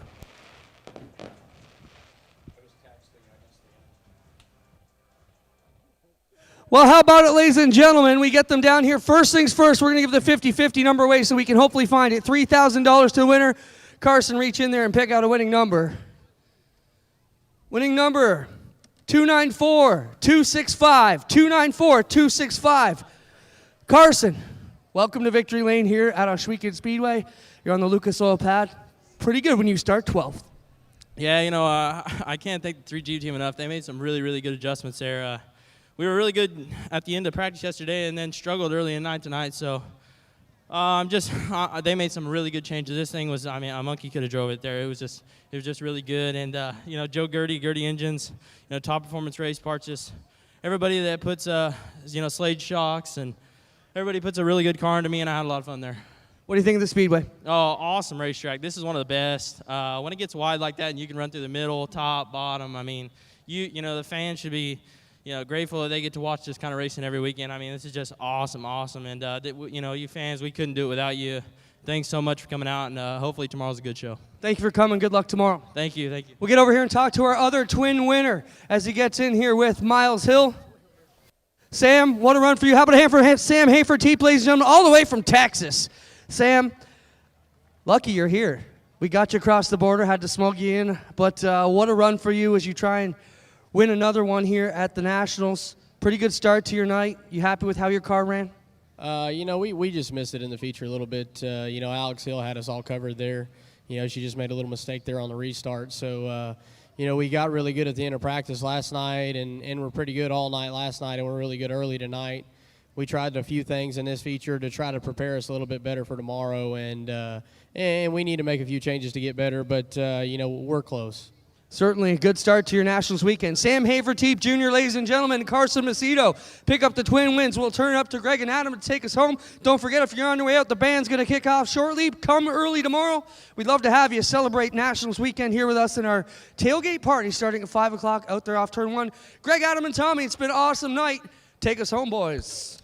Thanks, Clinton. Great job down in Lucas Oil Victory Lane tonight. Again, we want to thank Burger Barn for supporting tonight's Night Before the Nationals. Don't forget to check them out tomorrow if you're looking for a bite to eat, whether it be breakfast or lunch before you come to the races tomorrow. Stop by the Burger Barn and grab yourself a bite to eat. And we hope you're here back tomorrow night for the Aero Express Canadian Sprint Car Nationals, the 13th annual edition, taking place tomorrow. The forecast looks beautiful. Bring a friend for what is going to be one of the best Nationals ever. It has been a great start here tonight of the Night Before the Nationals. So that will do it. We'll see you again tomorrow evening for the biggest event of the season here at the Big O. On behalf of the Steyers family, all the staff, crew, officials that make the race night possible, and on behalf of my co-announcers, Clinton Jeffrey, Adam Ross, Tommy Gooch, my name's Greg Kellman, saying so long. We'll see you right back here tomorrow night.